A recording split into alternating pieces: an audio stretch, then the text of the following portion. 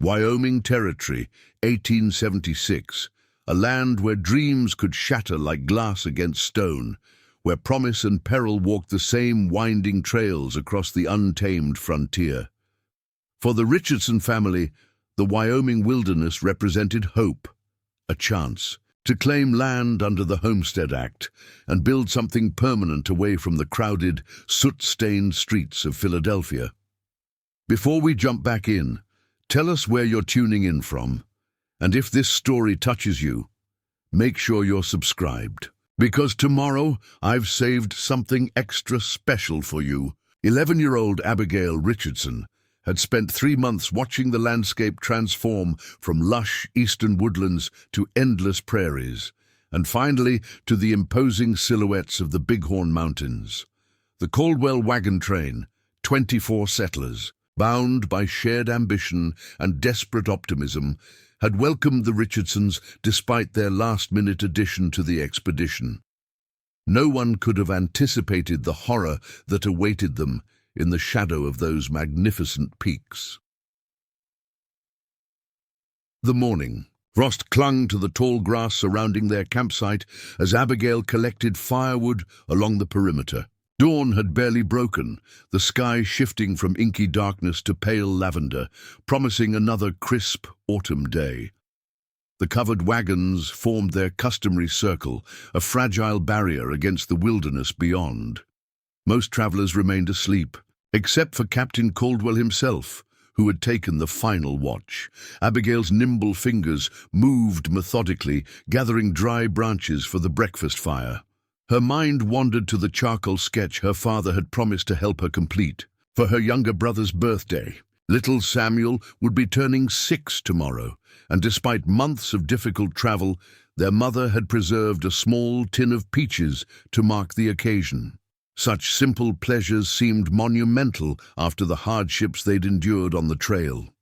"That should be plenty, Abby," Captain Caldwell called softly, his weather-beaten face crinkling with kindness. "Your mother will be wanting that soon to start the morning meal." Abigail nodded, collecting her bundle. At 11 years old, she took pride in contributing to the daily labor of survival. 3 months on the trail had transformed her from a sheltered city child into someone who understood the rhythms of frontier life. The constant work, the satisfaction of self-reliance, the brief moments of beauty amid struggle. The first gunshot tore through that rhythm like lightning through calm skies. Abigail instinctively dropped to the ground, the kindling scattering from her arms. More shots followed, then screams, high, terrified sounds that sent ice through her small frame. Through the tall grass, she could see riders charging into the circle of wagons. At least 12 men with bandanas pulled over their faces, firing indiscriminately into the camp. Captain Caldwell's warning shout was cut short by a bullet. The old guide collapsed near the main campfire, his rifle unfired beside him. The Mitchell family scrambled from their wagon, Mr. Mitchell pushing his wife and daughter toward a small ravine behind them. A rider spotted them, wheeled his horse around, and cut them down before they made it 30 yards, their bodies falling in a terrible heap, nightclothes darkening with crimson in the strengthening dawn light. Abigail pressed herself flat against the earth, one hand covering her mouth to stifle her sobs. She was nearly 60 yards from the nearest wagon, concealed in the high grass that bordered their campsite. The massacre unfolded with horrific clarity. Mrs. Turner dragged screaming from her wagon, the Garfield brothers gunned down as they tried to reach their father's shotgun, a baby wailing until its cries were suddenly, sickeningly silenced. Raiders moved with terrible efficiency, killing first, then looting.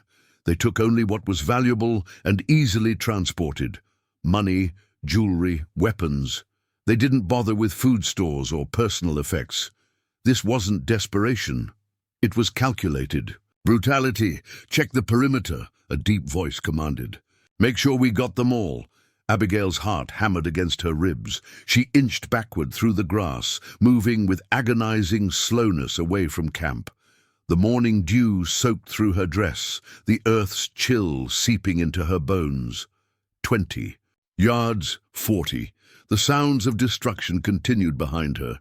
When she judged herself far enough away, Abigail risked rising to a crouch.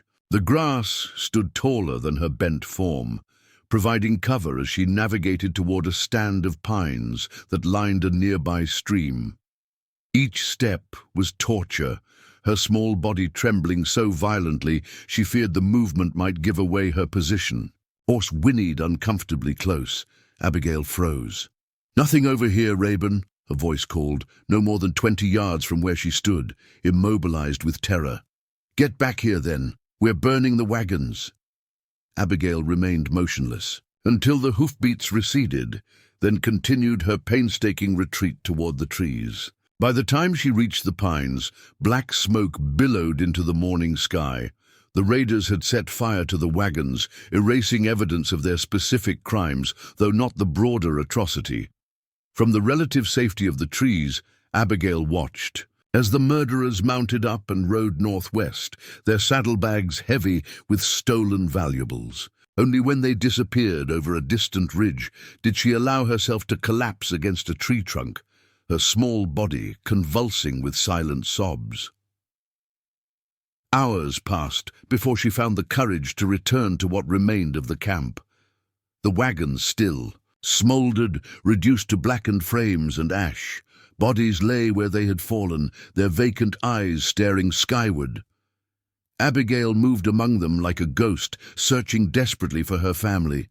She found her father first, fallen near their wagon, with his hunting knife still in his hand. He had managed to wound at least one attacker, based on the blood trail that led away from his body. Her mother lay nearby, her body curved protectively around Samuel, her little brother's small wooden horse still clutched in his tiny hand.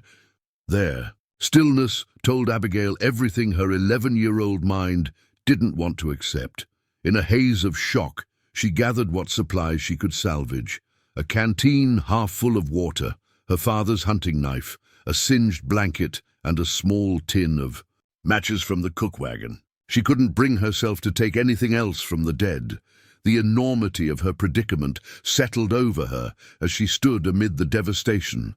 She was alone, a child in hostile territory, at least 50 miles from the nearest settlement. Winter came early to these mountains. If the elements didn't kill her, starvation would. Or perhaps the raiders would return to ensure no witnesses remained. Yet beneath the crushing weight of circumstance, something hardened in young Abigail Richardson. Her father's words from the previous night echoed in her mind. "Remember, Abby, a girl, Richardsons don't surrender. We face our troubles and push through." With the meager supplies bundled into the blanket, Abigail studied her surroundings. The Caldwell train had been following the Powder River northward, planning to connect with a larger trail that would take them west to their land claims. Logic dictated she should continue north toward the outpost at Fort Kearny, but the raiders had ridden northwest. North would be the first place they'd look if they suspected a survivor.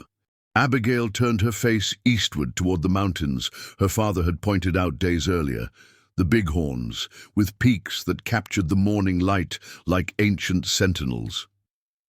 Rough country, he'd said, but full of game and hidden valleys.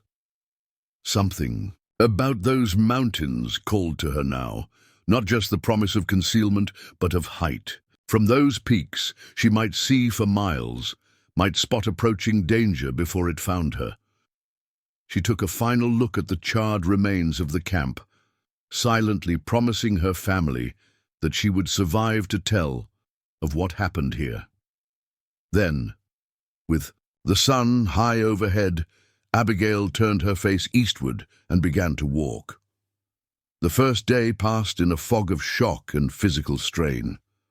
Abigail forced herself to move at a steady pace, rationing sips from the canteen, gathering berries where she found them growing alongside animal trails. As dusk approached, she sought shelter beneath an outcropping of rock, wrapping herself in the salvaged blanket against the mountain night's bitter cold. Sleep came in fitful bursts, interrupted by nightmares of the morning's horror and the very Real sounds of wildlife moving in the darkness beyond her shallow cave. Wolves howled in the distance, their cries echoing off the mountainsides. Dawn brought no comfort, only the stark reality of another day of survival. Abigail's feet, encased in sturdy but worn boots, developed painful blisters that burst and reformed with each mile. Her small pack, made from the blanket, grew heavier as the day progressed, though it contained almost nothing.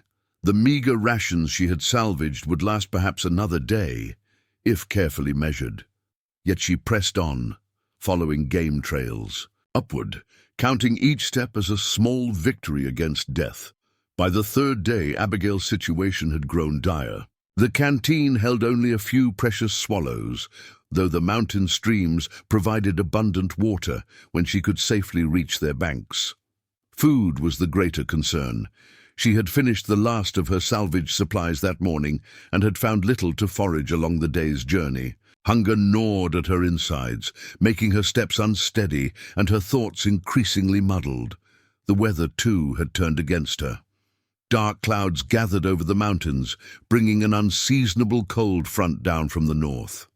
The first. Raindrops hit as Abigail struggled up a rocky slope. Within minutes, the drizzle became a downpour. Her clothes, already tattered from days of wilderness travel, offered little protection against the deluge. The blanket wrapped around her shoulders grew sodden and heavy. Her hair hung in dripping tendrils around her face, and her teeth chattered uncontrollably. Preparing and narrating this story took us a lot of time, so if you are enjoying it, subscribe to our channel. It means a lot to us. Now, back to the story.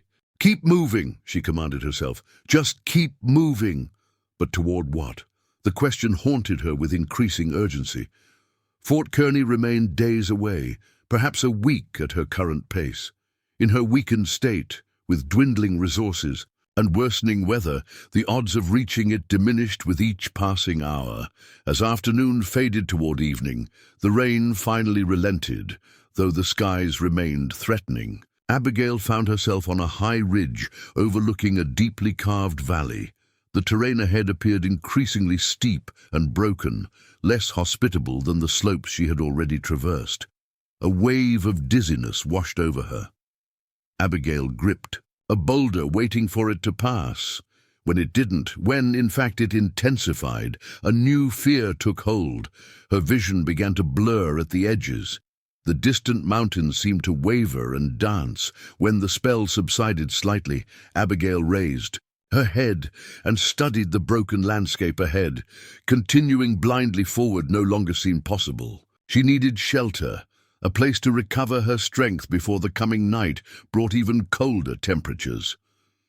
It was then that she noticed the narrow opening in the ridgeline just 40 yards ahead, a dark shadow against the grey stone that suggested a cave, or at least a deep overhang.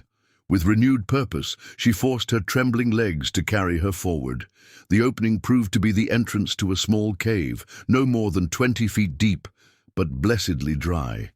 The floor was sandy, with scattered stones, the ceiling high enough for her to stand upright. Most importantly, the entrance was partially screened by a stunted pine, making it all but invisible from more than a few yards away.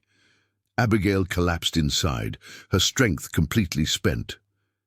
The soggy blanket offered meager protection against the cave's chill, but at least she was out of the wind and rain. She curled into herself, shivering uncontrollably, her mind clouding with the combined effects of exhaustion, hunger, and fear. "Just for tonight," she whispered to herself. "Just rest tonight and keep moving tomorrow." But as darkness claimed the mountain and the temperature plummeted further, a new realization formed in her exhausted mind. This cave offered something she desperately needed, not just shelter for a night, but security. From its recessed entrance, she could see approaching danger without being seen. The forest below provided both concealment and potential food sources. A small stream trickled just 20 yards downslope, offering clean water. Perhaps, she thought as consciousness began to fade, The wisest path wasn't to keep moving blindly forward, but to secure a defensible position, to build strength, to survive long enough for help to arrive, or for the raiders to abandon their search, assuming they even suspected a survivor. "I'll stay," she murmured, the decision crystallizing as sleep overtook her. "Just until I'm stronger, just until it's safe." She couldn't have known, as consciousness fled, that this simple decision born of desperation and childish logic would shape the coming months in ways she could never have imagined. That her temporary refuge would become a prison of fear and isolation. That the cave on the mountainside would both preserve her life and slowly erode her humanity. Or that the charcoal stick she'd unconsciously kept from her brother's birthday gift would become both her salvation and the fragile thread connecting her to a stranger whose own life had been shaped by similar violence. A Lakota scout with reasons of his own to hunt the men who had destroyed everything Abigail Richardson had ever known. Days blended into weeks, weeks into months. Abigail's temporary shelter had become a permanent refuge against the increasingly harsh winter. Her initial panic had transformed into a rigid routine of survival that sustained her body, while her spirit retreated deeper into itself. The cave now bore the markings of extended habitation. A crude door of interwoven pine branches covered the entrance, keeping out the worst of the mountain wind. Inside, a bed of dried grasses and pine needles occupied the deepest recess. A small fire pit sat near the entrance, positioned so that smoke would drift outward rather than filling the cave. Stacks of firewood lined one wall, while roots, dried berries, and strips of smoked meat hung from a makeshift rack fashioned from stripped branches. November had brought heavy snow to the Bighorn Mountains, blanketing the landscape in treacherous beauty. The white expanse made travel nearly impossible, but it also granted Abigail an unexpected gift: the ability to spot tracks around her sanctuary. Each morning she carefully swept away any sign of her presence and studied the area for prints that weren't her own. So far, only deer, rabbits, and the occasional mountain lion had passed near her hiding place. Of the raiders, there had been no sign since that first terrible day. Abigail had changed in ways both visible and hidden. Her once soft hands had grown calloused from gathering firewood and crafting primitive tools. Her face, once round with childhood softness, had thinned, revealing cheekbones that mirrored her late mother's. Her clothing, patched with strips of rabbit fur and pine bark fiber, hung loosely on her frame, despite her efforts to maintain her strength. The most profound changes, however, lay beneath the surface. The talkative, curious girl who had left Philadelphia with wide-eyed excitement had receded into watchful silence. Even alone, she rarely spoke aloud, as if her voice itself might betray her location. Her movements had acquired a predator's stealth, her ears attuned to the subtlest sounds of the forest. She had become a creature of the wilderness, more comfortable with the company of squirrels and jays than with memories of human interaction. Today marked the beginning of January, or so Abigail calculated by the notches carved in a stick beside her bed. 2 full moons had passed since the massacre. 2 months of solitude, of walking the knife edge between survival and surrender. The morning dawned clear and brutally cold. Abigail's breath hung visible in the air inside her cave as she carefully banked the embers of her small night fire. Winter had depleted her stores faster than anticipated, and today she would need to venture farther than usual to check her snares and gather what meager food the frozen forest might offer. She pulled on layers of clothing, her original dress, now reinforced with fur linings, covered by a crude poncho made from the salvaged blanket. Her feet were wrapped in rabbit skins inside her increasingly fragile boots. Her father's hunting knife hung at her waist, its blade worn from constant use but still serviceable. From a leather thong around her neck hung a small wooden horse, her brother's toy, the only personal item she had allowed herself to keep. Abigail stepped from the cave into the brilliant morning, momentarily blinded by sunlight reflecting off fresh snow. She secured the pine bough door behind her, then carefully began to obscure her tracks as she moved downslope toward her nearest snares. The first two traps were empty. The third, disturbed by some larger predator that had stolen her catch. The fourth, set in a sheltered hollow where tender shoots still pushed through the snow, held a small rabbit. Abigail whispered a word of thanks as she freed the animal from the snare and swiftly ended its suffering. The rabbit was thin, but its meat would sustain her for 2 days at least, and its fur would repair the increasingly worn lining of her mittens. She was checking her fifth and final trap when she noticed something that froze her blood, a set of tracks that didn't belong to any animal she recognized. Human tracks, boot prints, and they were fresh, cut clearly into the morning's new snow. Abigail dropped to a crouch behind a fallen log, her heart hammering against her ribs. For long minutes she remained motionless, scanning the forest with the intensity of prey, sensing a predator. The forest maintained its winter stillness, giving no sign of the intruder's presence or direction. The tracks led toward the stream, where she gathered water, then continued upstream toward the neighboring valley. They weren't the military style, boots worn by the raiders, but rather the distinctive imprint of moccasins with hardened soles, the footwear of someone who walked the mountains regularly, someone familiar with the terrain. A trapper, perhaps, or a native scout. Neither possibility offered comfort. Trappers were often rough men who lived beyond the reach of law, while relations between settlers and native tribes remained tense throughout the territory. Anyone finding a white child alone in these mountains would ask questions she couldn't safely answer. Abigail backed away from the tracks, abandoning her final trap unchecked. She moved with painful caution, taking a circuitous route back to her cave, doubling back multiple times to ensure she wasn't followed. She paused frequently to listen, straining her ears for any sound that didn't belong to the natural rhythm of the forest. By the time she reached her sanctuary, the winter sun had passed its zenith. She slipped inside, securing the door more thoroughly than usual, then retreated to the deepest shadows of the cave. Her hands trembled as she skinned the rabbit, her mind racing with newfound fear. 2 months of vigilance, and now this. It couldn't be a coincidence. Someone was searching these mountains deliberately.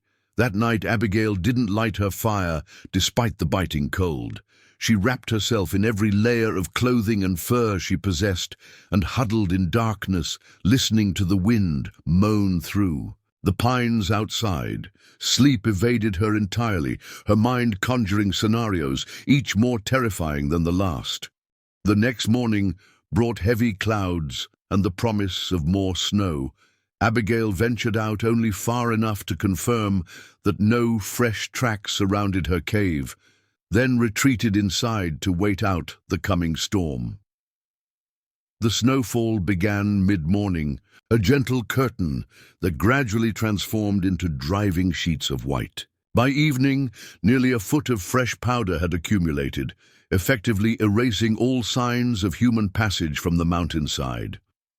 For 3 days, the storm raged, delivering the heaviest snowfall Abigail had experienced since seeking refuge in the mountains. When the skies finally cleared, the landscape had been transformed into an alien terrain of deep drifts and buried landmarks.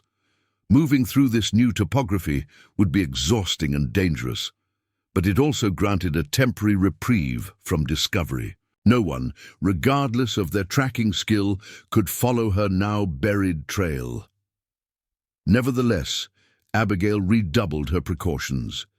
She ventured from the cave only when absolutely necessary, abandoned her more distant snares, and gathered water from a small seep inside a rock crevice rather than visiting the stream. She maintained her vigilance, studying the area around her shelter each morning and evening for any sign of intrusion. For 2 weeks, she detected nothing unusual. The boot prints remained buried beneath layers of snow and ice, and no new tracks appeared in the vicinity of her shelter.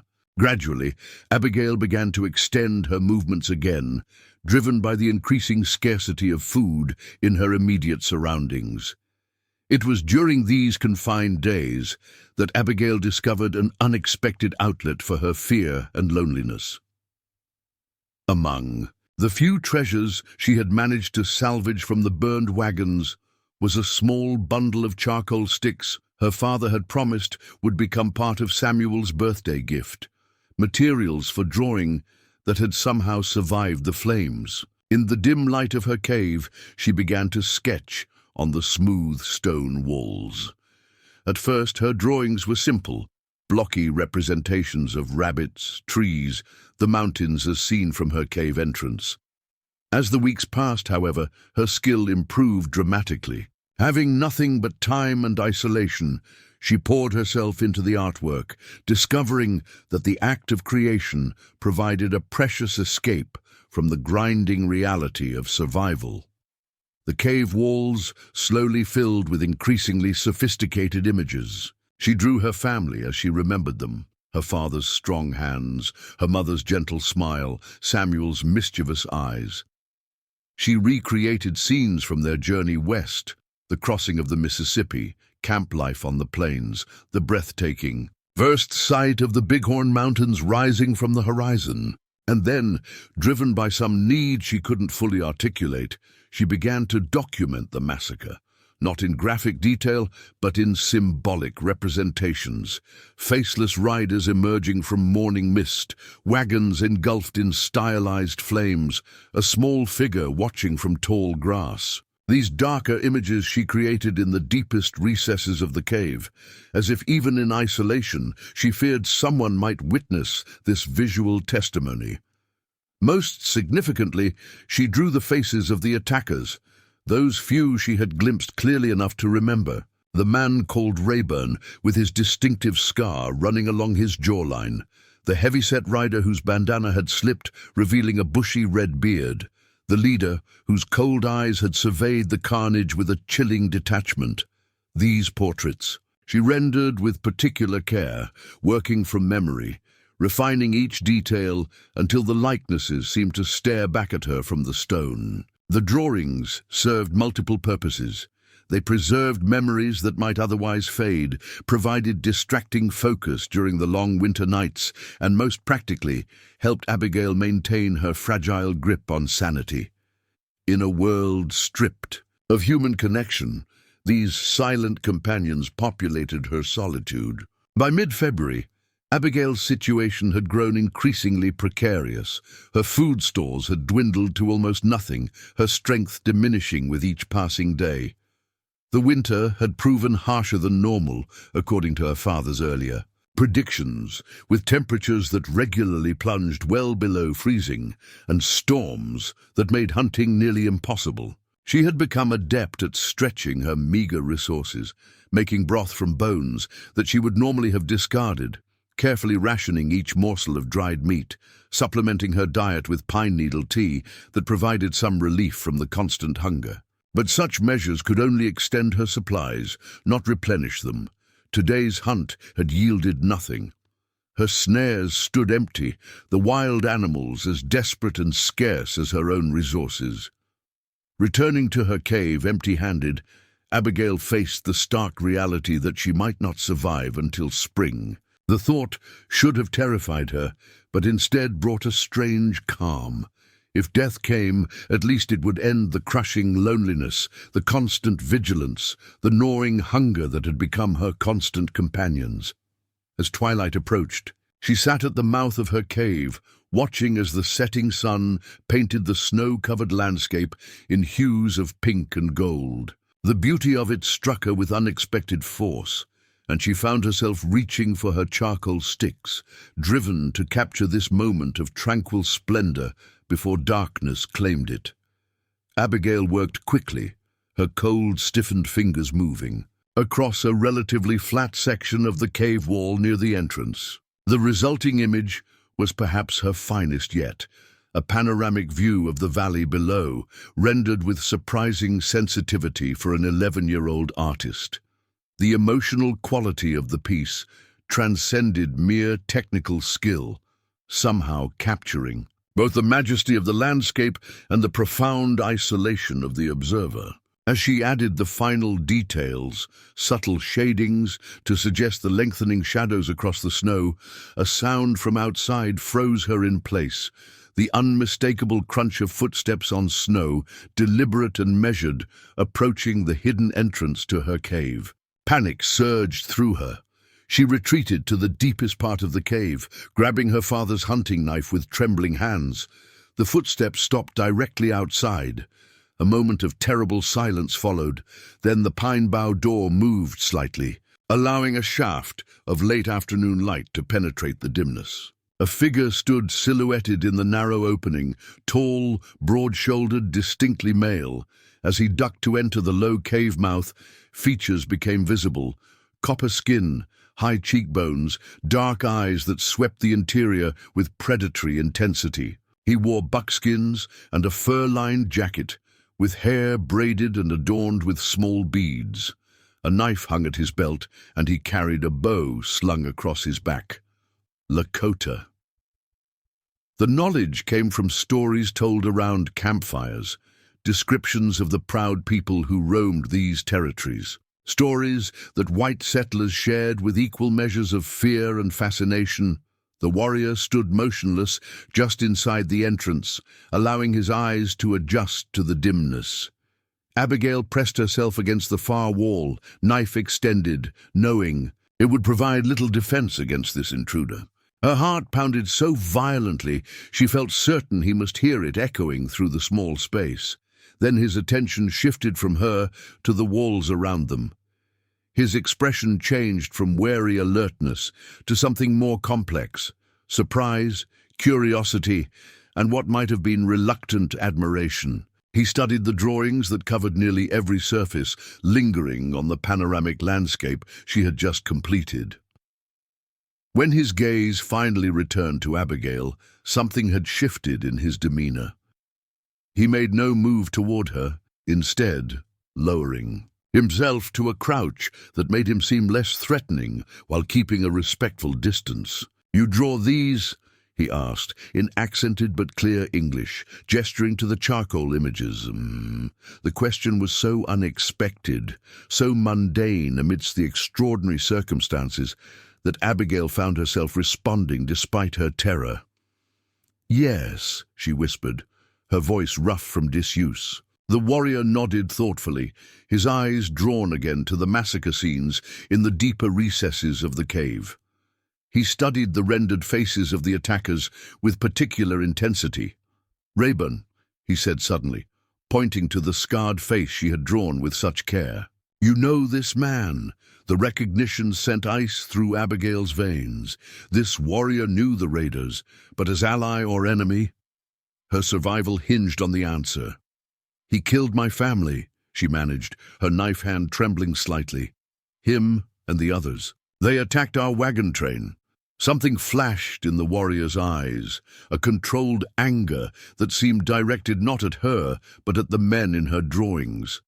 "These men also killed my brother's family," he said, his deep voice carrying surprising gentleness. "Wore blue soldier uniforms, but spoke to each other as white men do. I hunt them now." He touched the drawing of Rayburn with one finger. "Your pictures show their faces better than my memory. This is strong medicine." Abigail's mind struggled to process this information. The warrior before her wasn't allied with the raiders, but was hunting them for reasons that mirrored her own loss. The parallelism seemed impossible, yet his recognition of Rayburn was unmistakable. "Who are you?" she finally asked, the knife in her hand lowering slightly. "I am called Swift Fox," he answered, "scout for Lakota, hunter of the men who spill blood and blame others for the deed." He paused, studying her with newfound respect. "You have survived alone through winter moons. This takes a strong spirit. From outside came the distant crack of a branch breaking underweight, a sound distinct from the natural settling of snow-laden trees. Swift Fox's posture changed instantly, body tensing as he moved toward the entrance with fluid silence. "Others search these mountains," he said, his voice dropping to barely above a whisper. "Men who wear one face to the blue coats and another when they hunt. The same men from your drawings." A cold that had nothing to do with the winter air seeped into Abigail's bones. The raiders had returned to the territory. "How do you know?" she asked, her voice small. "Tracked them for 3 days," Swift Fox replied. "They sweep the mountains in groups, looking for something." His gaze fixed on Abigail with new intensity. Or someone. The realization struck Abigail with terrible clarity. The raiders weren't simply passing through the territory again. They were hunting her. Perhaps they had counted bodies at the massacre, sight and found one missing. Perhaps they had discovered signs of her escape. Whatever the reason, they were methodically searching the mountains, and her temporary safety would soon evaporate like morning mist in summer sun. Swift Fox seemed to read the shifting calculations on her face. "Young one with strong spirit faces choice," he said. "Stay alone against many hunters, or trust Swift Fox, who follows the same trail of vengeance." Abigail's world narrowed to this impossible decision. Trust this stranger from a people she had been taught to fear, or face both the killers and the merciless winter alone. The knife in her hand suddenly seemed pitifully inadequate against either threat.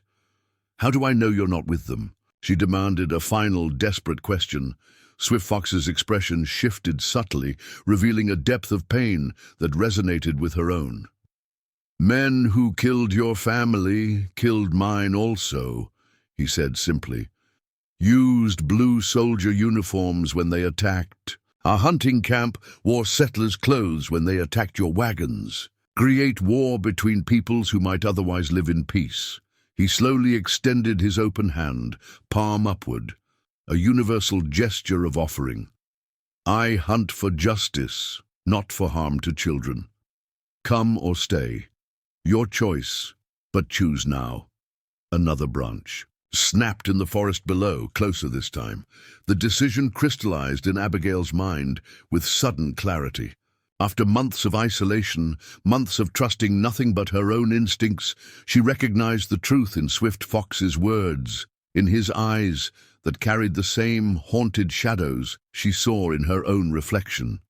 She took a single step forward, then paused. "If you betray me," she said with quiet intensity, "I'll kill you in your sleep." For the first time, a genuine smile crossed Swift Fox's weathered face. "Strong spirit," he commented with approval. "Good. You will need it for what lies ahead." As the shadows lengthened across the snow and the distant sounds of the searching party grew closer, Abigail Richardson took her first tentative steps toward the Lakota scout.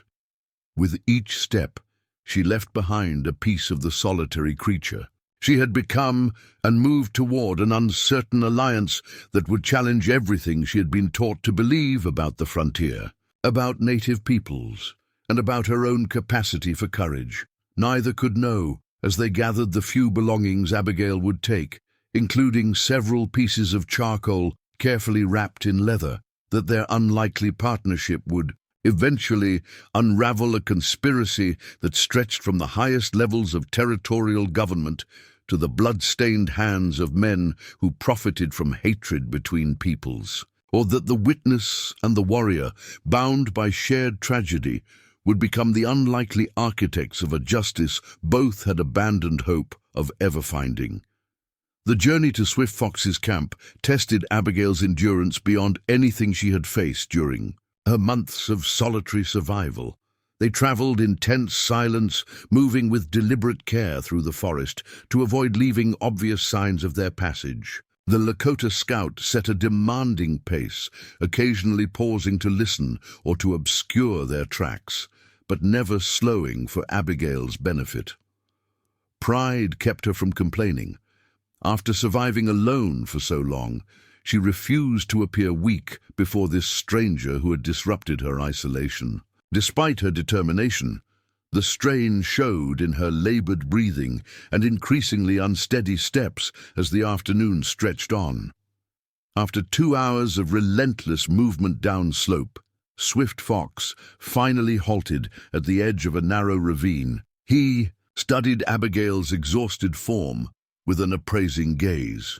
"Rest," he said simply, gesturing to a moss-covered log.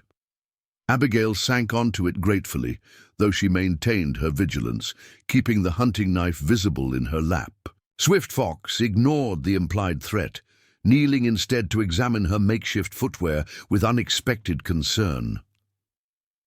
"White child's boots are not made for mountains," he observed, noting how the rabbit fur wrappings had worn through in several places, exposing blisters and raw skin beneath.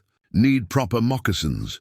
From his pack, he produced strips of softened deer hide and a small pot of strong-smelling salve.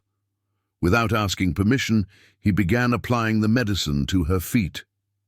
Abigail tensed at the contact, but allowed it, recognizing the practical necessity. "Bear fat and pine pitch," Swift Fox explained as he worked. "Helps healing, keeps infection away." His unexpected gentleness confused Abigail. The newspaper stories in Philadelphia had portrayed Indians as savages lacking civilized sensibilities, yet here was this warrior treating her wounds with the careful attention her mother might have shown. "Why did you come alone?" she asked, breaking their mutual silence. "Wouldn't your people help hunt these raiders?" Swift Fox's hands paused momentarily. "Some things must be proven before spoken," he replied. "My chief is wise but cautious. White men who speak against other white men are often not believed. Indian who accuses whites of wearing soldier clothes to blame Lakota, even less likely to be believed." Abigail finished. "Need evidence, need a witness." His dark eyes met hers with surprising intensity. "Need truth that even the fort commander cannot ignore." The implication was clear. Abigail was not simply a child he had found in the wilderness, but potentially a valuable ally in his quest for justice. The realization should have frightened her, yet it carried a strange comfort. For months, her survival had seemed pointless, disconnected from any larger purpose. Now her continued existence might serve as testament to a truth others sought to bury. As Swift Fox finished wrapping her feet in the deer-hide strips, a question formed in Abigail's mind, one that had haunted her since their first encounter. "How long were you watching me before you showed yourself?" A hint of respect flickered across his stoic features. 8 days. Found your cave during the last big snow, tracked your movements, studied your patterns." He secured the wrapping with a practice knot. "You survive well for a child, better than many grown men." Abigail wasn't sure whether to feel violated or flattered by his surveillance. "You could have approached earlier. Trust must be earned," he replied simply. "Needed to know if you run, to raiders or from them." He rose to his feet, gathering his pack. "Rest done, we move now." They continued downward through increasingly dense forest, the mountain air warming slightly as they descended into a sheltered valley. Abigail noticed how Swift Fox moved, not with the crashing directness of white hunters she had observed, but with a fluid efficiency that seemed almost part of the forest itself. He taught without words, his movements demonstrating the proper way to place feet, to use terrain for concealment, and to listen to the forest's warnings. Despite her exhaustion and lingering suspicion, Abigail found herself absorbing these lessons, admiring the skill with which he navigated the wilderness. When he suddenly raised his hand in a signal to stop, she froze instantly, her senses alert for danger. Swift Fox pointed to a nearby thicket where a young deer browsed, unaware of their presence. In a single fluid motion, he knocked an arrow to his bow and drew it back. The arrow flew true, taking the deer through the heart. It collapsed without a sound, its death as efficient and merciful as possible. "Food," Swift Fox stated, moving toward the fallen animal, "and warmer clothing. For you." He approached the deer with reverence, kneeling beside it to whisper words in his native tongue before beginning the butchering process. Abigail watched, transfixed by the ritual that transformed the act of killing from mere necessity into something approaching ceremony. "What did you say to it?" she asked. "Thanked its spirit for giving life so we might live," he replied, his knife moving with practiced precision. "Asked forgiveness for taking what was not freely offered." He glanced up at her. "Your people do not thank the animals they kill." The question carried no judgment, merely curiosity, yet Abigail felt a strange discomfort. "My father always said a prayer before we ate," she offered, "thanking God for providing." Swift Fox nodded. "Different words, same meaning." He worked in silence for several minutes before adding, "All people must eat. All people must kill to live. How we honor what dies for us shows what kind of people we are." The simple philosophy resonated with Abigail in ways she hadn't expected. For months, she had killed rabbits and squirrels to survive, feeling nothing beyond grim necessity. The idea that those deaths deserved acknowledgement, even reverence, offered a strange comfort. By the time Swift Fox had dressed the deer, salvaging every usable part, the afternoon light had begun to fade. He packed the meat efficiently, then gestured for Abigail to continue following. "Camp close now," he assured her, "before dark." Their destination proved to be a natural hollow in the mountainside, invisible until they were almost upon it. A narrow opening between rock faces led to a sheltered basin barely 30 feet across. A small lean-to of branches and hides stood against the far wall, with a fire pit positioned where smoke would disperse through a natural chimney in the rock. "Winter camp," Swift Fox explained, hidden from unfriendly eyes. The hollow offered perfect concealment while providing protection from the elements, similar to Abigail's cave, but clearly chosen with a warrior's eye for defensibility. A single sentry positioned at the narrow entrance could guard against any approach. Swift Fox busied himself preparing a fire while Abigail took stock of her surroundings. The camp showed signs of extended habitation, a stack of dried firewood, a crude drying rack for meat, even animal hides stretched for tanning. Yet it held no personal items, no decorative touches that might reveal something of its occupant's character. "You live alone?" she asked, as he coaxed flames from tinder. "For now," he replied. "My people camp on a 2 days' journey west. We'll return when justice is found." He glanced at her. "Or when snow melts from high passes, whichever comes first." As the fire grew stronger, spreading welcome warmth throughout the hollow, Swift Fox skewered strips of venison on green sticks and positioned them over the flames. The rich aroma of cooking meat filled the air, causing Abigail's stomach to clench. Painfully, she couldn't remember the last time she had eaten anything so substantial. They ate in silence, Abigail forcing herself to take small, measured bites despite her hunger.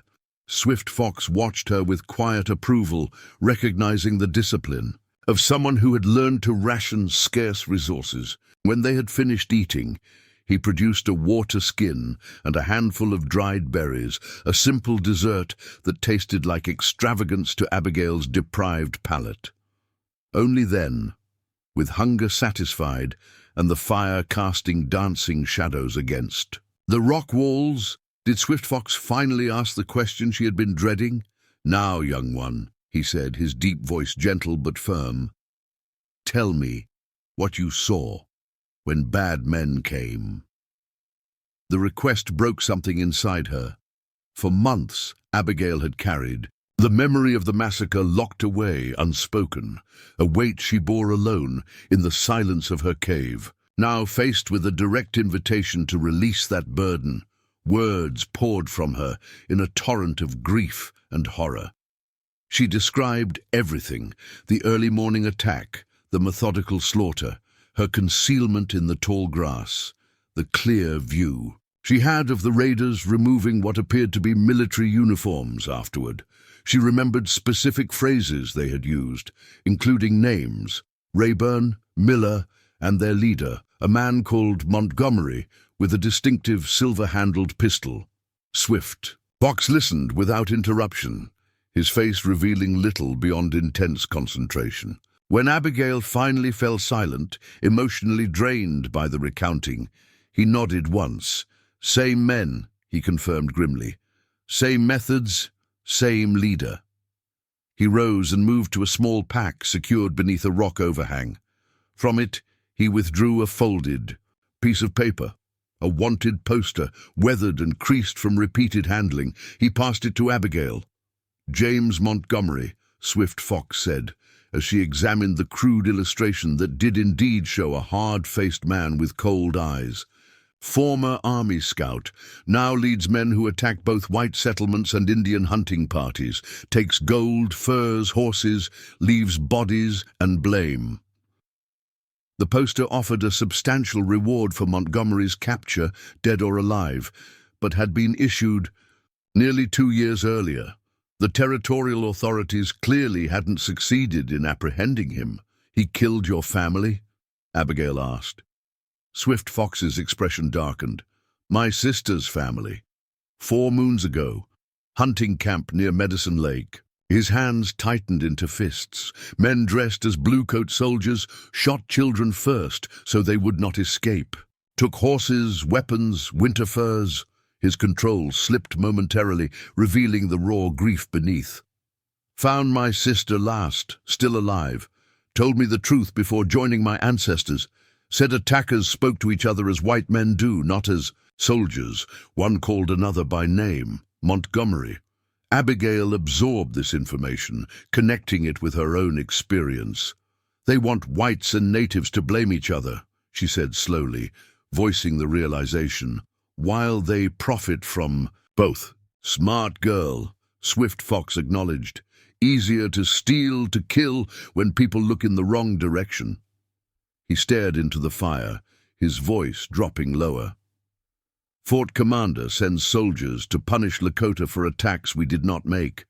White settlers fear and hate us for violence done by men like Montgomery wearing false feathers.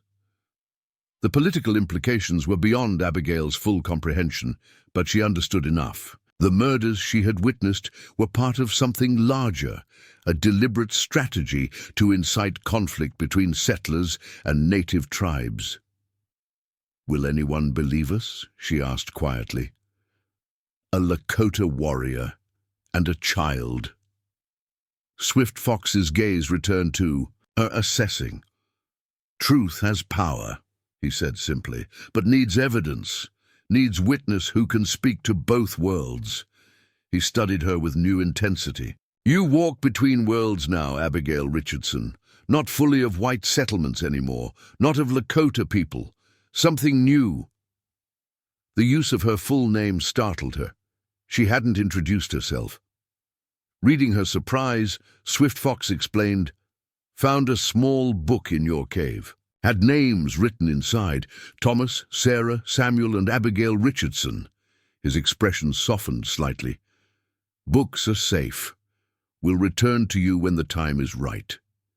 The knowledge that her father's pocket Bible, the family record with all their births carefully inscribed in his neat handwriting, had been preserved, sent unexpected warmth through Abigail's chest. Something tangible remained of her former life, even as that life receded further into memory with each passing day.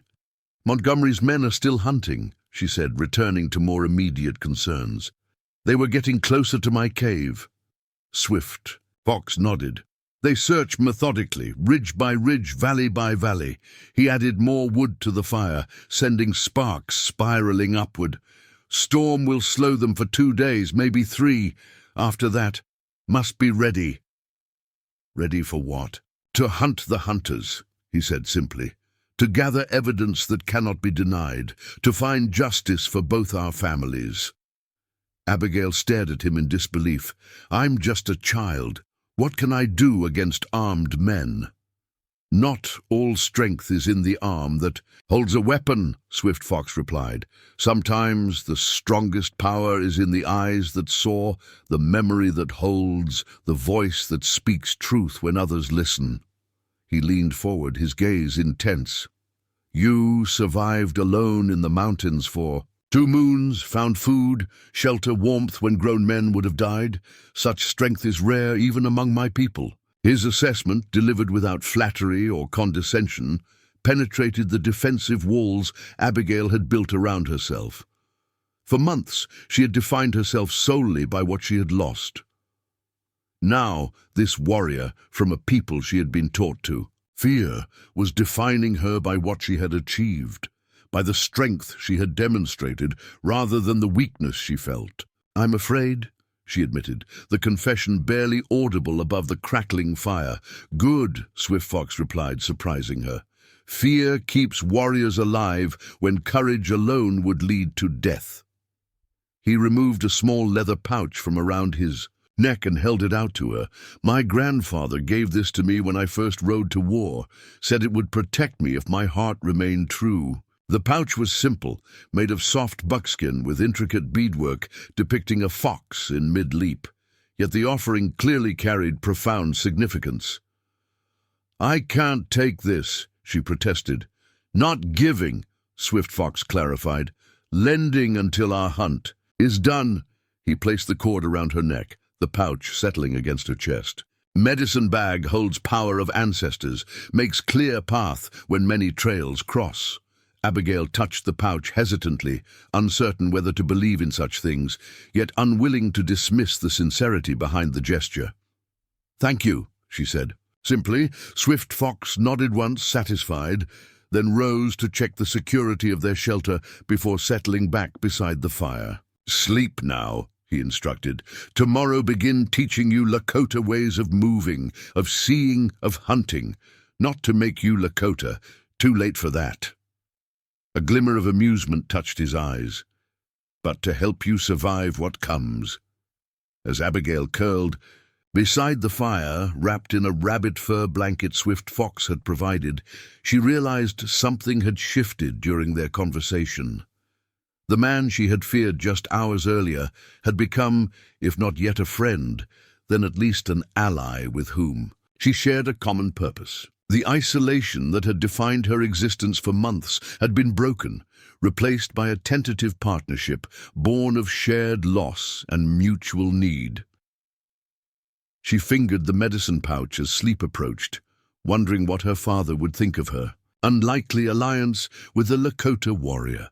Samuel Richardson had always been more open-minded than most settlers, cautioning his children against believing every frontier tale about savage Indians.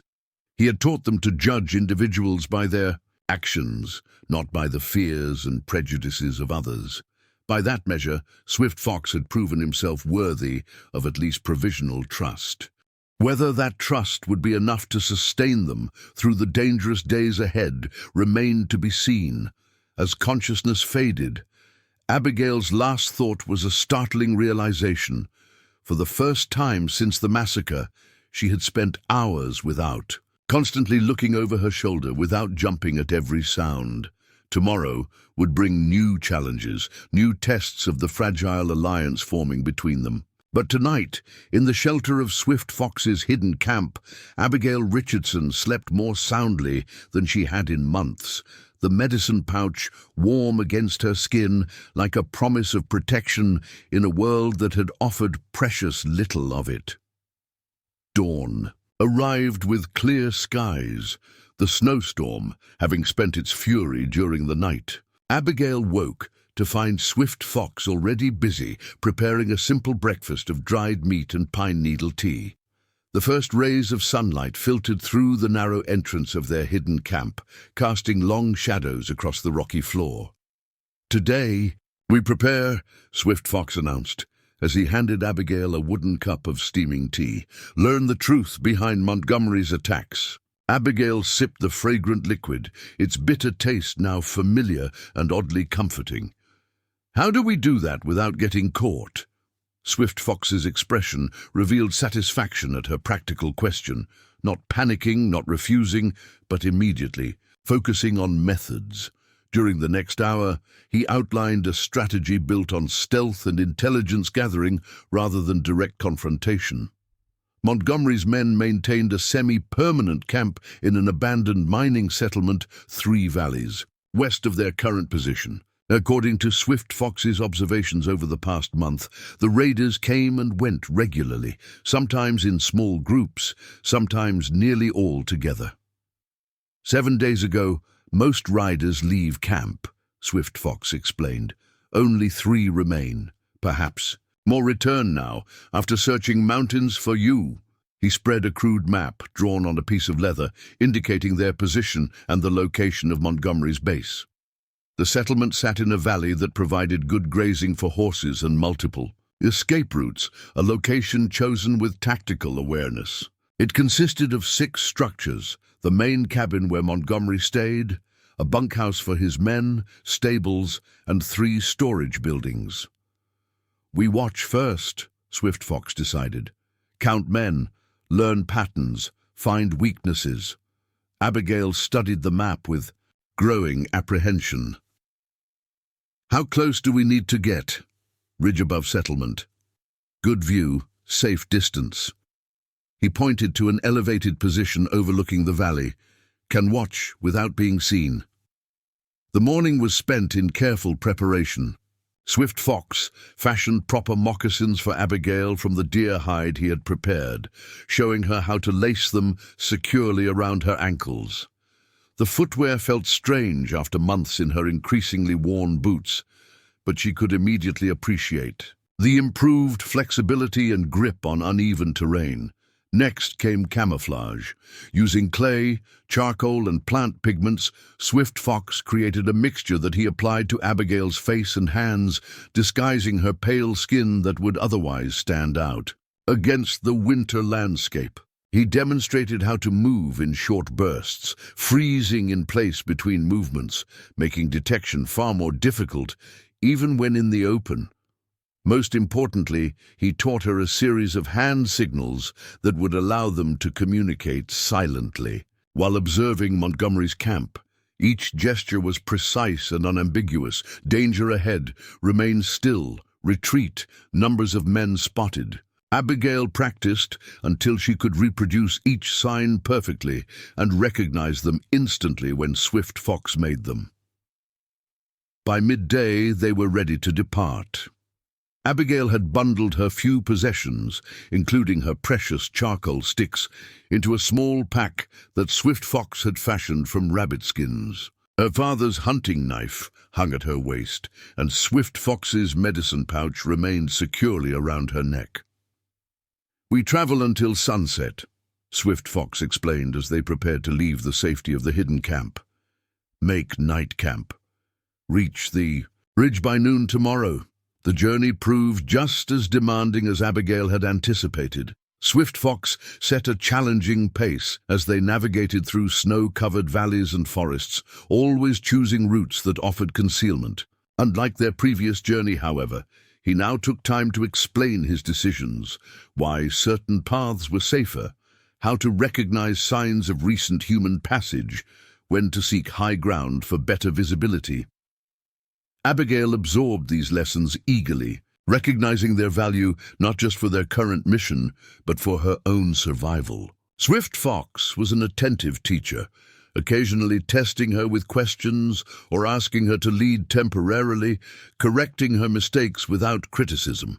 As twilight approached, they reached a densely wooded area that Swift Fox deemed suitable for a night camp. No fire, minimal comfort, but excellent concealment.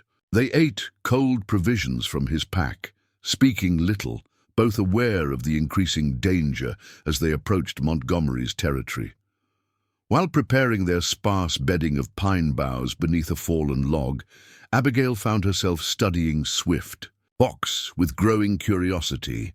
Despite their days together, she knew remarkably little about the man who had become her unexpected ally. Even as he had extracted her life story, he had revealed almost nothing of his own. "How did you become a scout?" she asked suddenly, breaking the comfortable silence. Swift Fox glanced up, surprised by the personal question. For a moment, Abigail thought he might ignore it. Then his expression softened slightly. "Born to it," he replied. "My father was a scout for the Hunkpapa band, taught me to read sign, to move unseen, to understand white man's ways." His voice carried a complex mixture of pride and something darker. "Valuable skill when whites pushed into our hunting grounds." "How did you learn English so well?" A shadow crossed his features. "Spent 3 winters at mission school. White men thought they could change Lakota into something else." His hands continued their methodical preparation of the camp, but his eyes had grown distant. "Learned their words, their numbers, their God. Also learned not all white men think the same." This glimpse into Swift Fox's past explained much about his unusual comfort moving between cultures, his ability to understand both native and settler perspectives. Like Abigail herself, he existed in a liminal space, not fully belonging to either world, yet able to navigate both. "Sleep now," Swift Fox instructed, ending the brief moment of personal revelation. "Tomorrow requires clear eyes."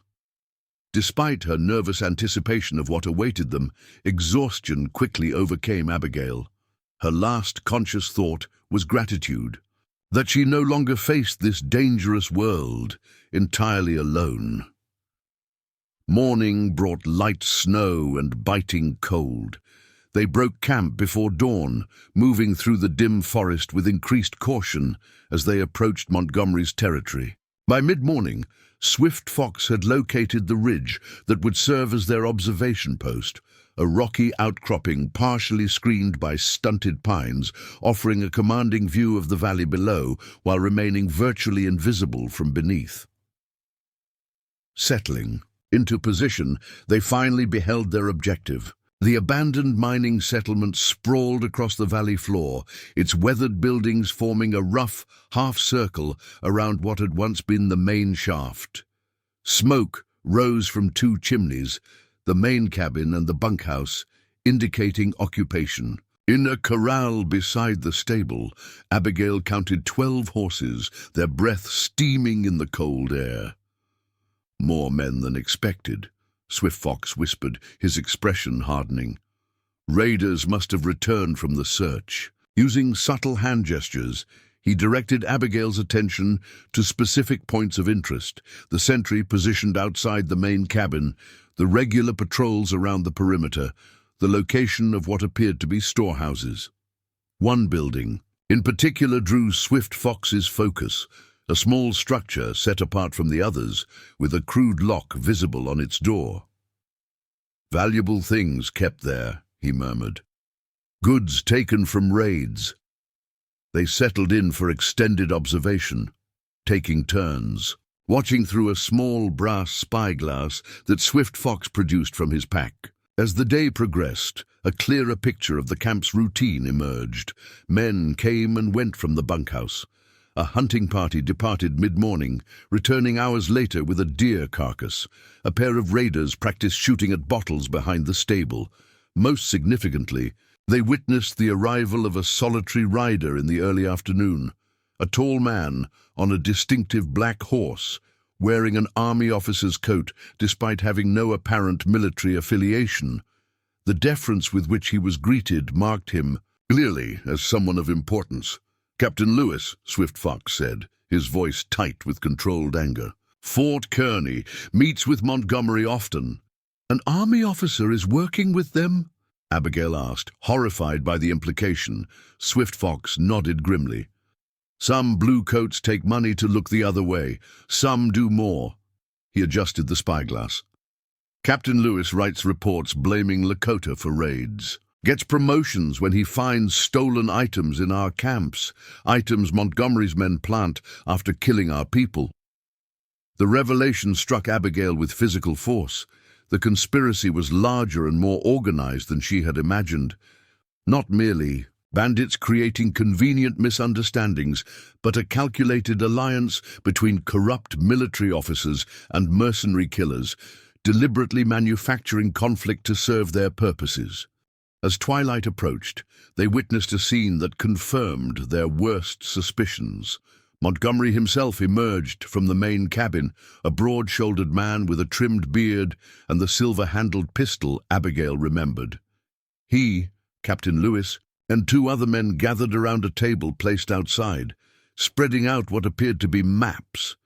Even from their elevated position, the animated discussion was occasionally audible when the wind shifted favorably. Fragments of conversation drifted upward. Jenkins' settlement, scheduled patrol, blamed on the Sioux. Their planning was explicit and chillingly methodical. "They're organizing another raid," Abigail whispered, her hand instinctively moving to the medicine pouch at her neck. Swift Fox's expression remained impassive, but his eyes blazed with controlled rage. "Need better evidence," he said after a moment. "Need something that proves Montgomery attacks both whites and Lakota. Something no one can ignore." They continued their observation as darkness fell, watching as the camp transformed in the gathering gloom. Lanterns were lit, casting yellow pools of light between the buildings. The planning session broke up, with Captain Lewis mounting his horse for departure. As he rode away, Montgomery and his men retreated to the main cabin, where the glow of a substantial fire soon brightened the windows. "We wait," Swift Fox decided. "Men drink after making plans. Guard becomes less careful. Then we move closer." The next few hours stretched interminably as they huddled in their concealed position, the mountain night growing increasingly bitter around them. Abigail fought to control her shivering, knowing that motion might betray their presence too watchful. Eyes below, Swift Fox remained utterly still beside her, his focus unwavering as he monitored the gradual changes in the camp. Around midnight, the settlement had grown quiet. Only a single guard remained visible, pacing slowly between the main cabin and the bunkhouse, occasionally warming himself by a small exterior fire. Inside both buildings, lights had dimmed, suggesting most of the men had retired for the night. "Now," Swift Fox whispered, gathering their meager supplies. "We go down, look in storage building, find evidence, then leave before dawn." They descended the ridge with agonizing slowness, using every shadow and contour for concealment. Swift Fox moved like a ghost across the snow-covered ground, sometimes seeming to leave no tracks at all. Abigail followed as best she could, mimicking his movements, placing her moccasins precisely where he had stepped. When they reached the valley floor, they paused in a stand of pines at the edge of the clearing, studying the guard's pattern one final time. He maintained a predictable route, disappearing behind the bunkhouse for nearly 2 minutes during each circuit, a vulnerability Swift Fox had noted hours earlier. Using hand signals, Swift Fox indicated their approach route, a path that would keep the bunkhouse between them and the guard during his momentary absence from view. Abigail nodded her understanding, her heart pounding so violently she feared it might be audible in the still night air. They waited for the guard to begin his circuit, then moved the instant he vanished behind the bunkhouse. 20 seconds of exposed crossing, then the blessed shadow of the storage building. Swift Fox immediately set to work on the crude lock, using a slender metal tool he had produced from his pack. Within moments, the lock surrendered with a soft click. The interior was black as pitch. Swift Fox eased the door open just enough for them to slip inside, then closed it softly behind them. From his pack, he produced a small, covered firepot, containing a single glowing coal. With practiced efficiency, he kindled a tiny flame in a small stone cup, providing just enough illumination to reveal their surroundings without being visible from outside. The contents of the storage building exceeded Abigail's darkest expectations. Plundered goods filled the space. Weapons, furs, jewelry, even military supplies that must have been stolen from army shipments. But most disturbing were the personal effects. Family Bibles with names inscribed inside, children's toys, wedding Bands, hand-carved pipes clearly of Lakota design, medicine pouches similar to the one Swift Fox had lent her, organized trophies from multiple massacres categorized with mercenary precision. "Look for connection," Swift Fox whispered, moving methodically through the grim collection. "Something that shows the same men attacked your wagon train and my sister's camp." Abigail searched with growing horror, each item representing another. Life destroyed by Montgomery's raiders, a child's doll with a lovingly embroidered face, a silver pocket watch with a family portrait inside, a carved wooden flute adorned with painted symbols. As she reached a stack of leather saddlebags in the corner, she noticed something protruding from one, the edge of what appeared to be a ledger book. Carefully extracting it, she opened its pages in the dim light. "Swift Fox," she whispered urgently. "Look at this." The book contained detailed records of Montgomery's operations, dates, locations, participants, items taken, and most significantly, the careful accounting of profits. Shared with collaborators, Captain Lewis's name appeared repeatedly, along with several other military officers and territorial officials. Most damning of all, the entries explicitly noted whether each attack was conducted as soldiers or as Indians, with corresponding details about the disguises and planted evidence used in each case. The final pages included plans for upcoming raids, including one on the Jenkins settlement scheduled for the following week, the same location they had overheard being discussed earlier. "This proves everything," Abigail breathed, stunned by the scope of the conspiracy revealed. Not just the attacks, but who ordered them and who profited. Swift Fox's expression transformed as he scanned the damning evidence. "More important than what we hope to find," he agreed. "Shows all corrupt men, not just raiders." He carefully secured the ledger inside his shirt, then continued searching the building with renewed purpose.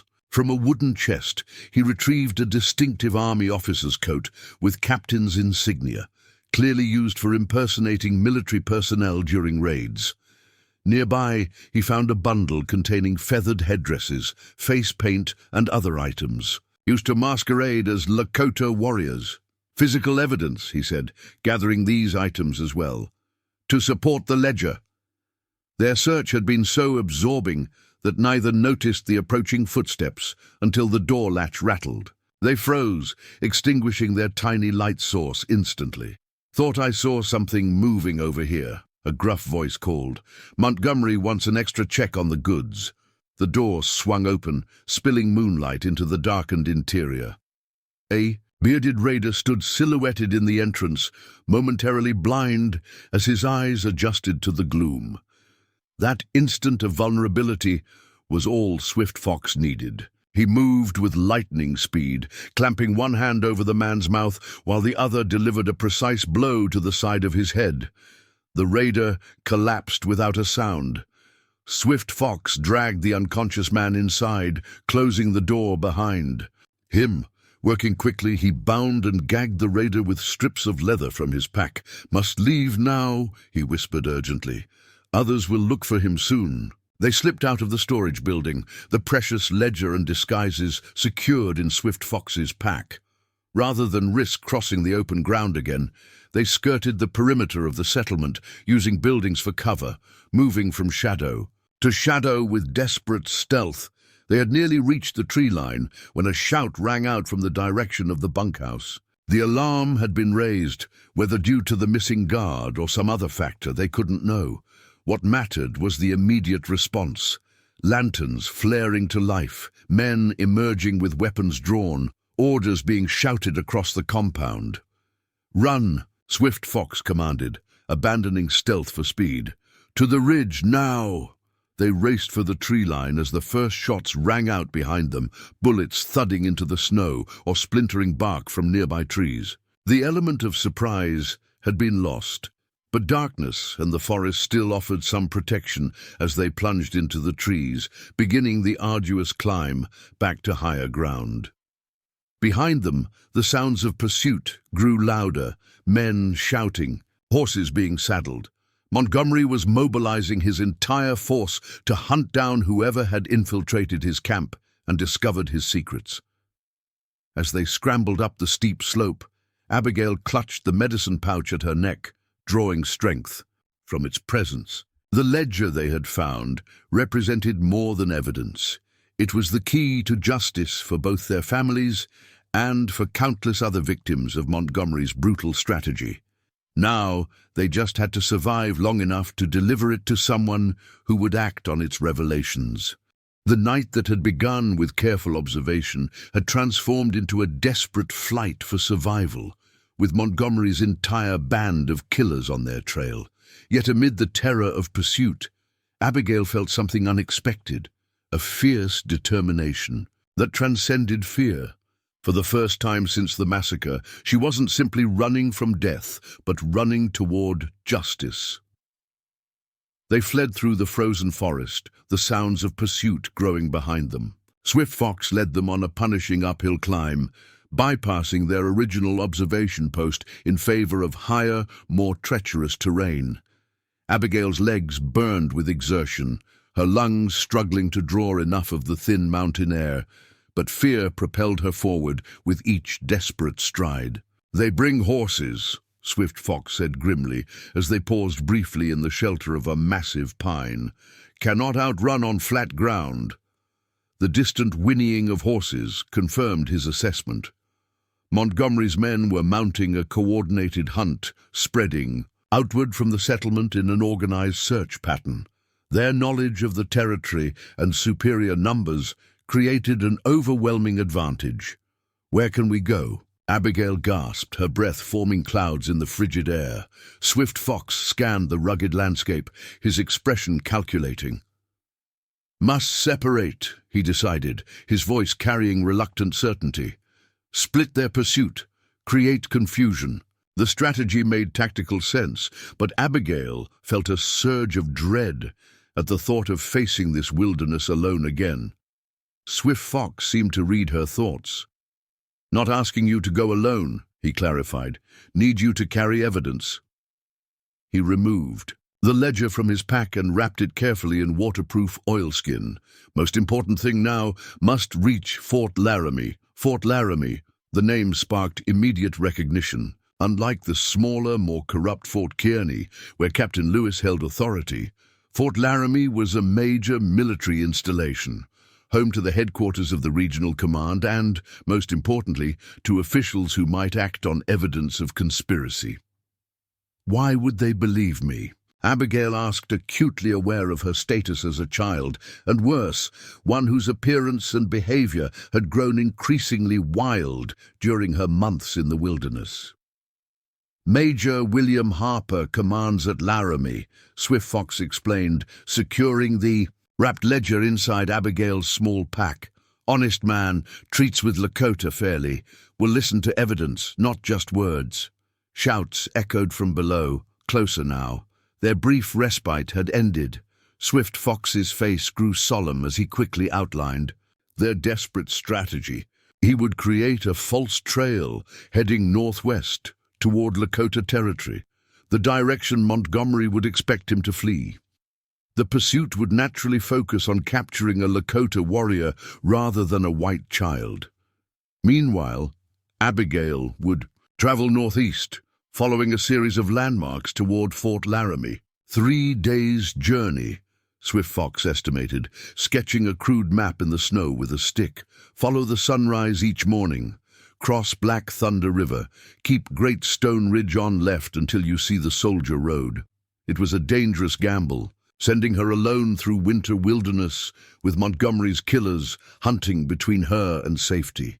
Yet the alternative, remaining together as an easier target, offered even less chance of success. "How will you find me again?" Abigail asked, struggling to maintain composure as her world tilted once more toward isolation. Swift Fox removed a small object from around his neck, a carved bone whistle on a leather cord. 3 short calls when you reach soldiers, he instructed, demonstrating the distinct pattern of sounds. "We'll find you after leading raiders away." From his pack, he produced several items vital to her journey. a small bag of pemmican, flint and steel for fire-making, and most preciously, 2 of the charcoal drawings she had created in her cave. He had carefully preserved these portraits of Montgomery and Rayburn, recognizing their value as evidence. "Your drawings show their faces better than words describe," he said, helping her secure these treasures in her pack. "Soldiers will recognize Montgomery, former scout. His face is known at fort." The voices below grew louder, accompanied by the crunch of horses moving through snow-laden underbrush. Their time had run out. Swift Fox placed his hands on Abigail's shoulders, his normally stoic expression giving way to fierce intensity. "Strong spirit," he reminded her, "survived alone before, will survive again."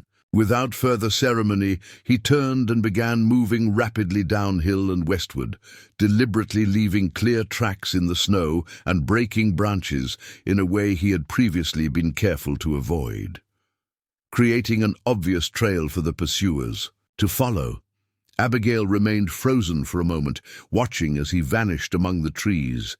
Then survival instinct reasserted itself. She turned eastward and began moving carefully upslope, using every technique Swift Fox had taught her to minimize her tracks. The weight of responsibility settled heavily upon her small shoulders. Not just her own survival now, but justice for her family, for Swift Fox's sister, and for countless other victims of Montgomery's bloody conspiracy. The night seemed endless as Abigail navigated the treacherous mountain terrain. The quarter moon provided just enough light to avoid deadly drops and impassable obstacles, but little comfort against the growing cold. Twice she heard distant gunshots echoing across the valleys, each report sending a spike of fear through her heart. Had Swift Fox been discovered? Was he wounded or captured? Or had he managed to lead the pursuers into an ambush of his own making? Questions without answers, fears without resolution. She pushed forward, focusing on each step, each decision, forcing all else from her mind. Dawn found her miles from Montgomery's settlement, high on an eastern slope with a commanding view of the territory she had traversed.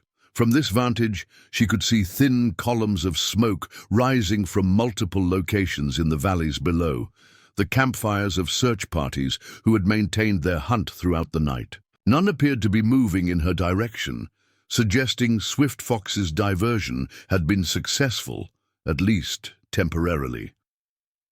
Abigail allowed herself a brief rest, consuming a small portion of pemmican and gathering snow to melt in her mouth for hydration.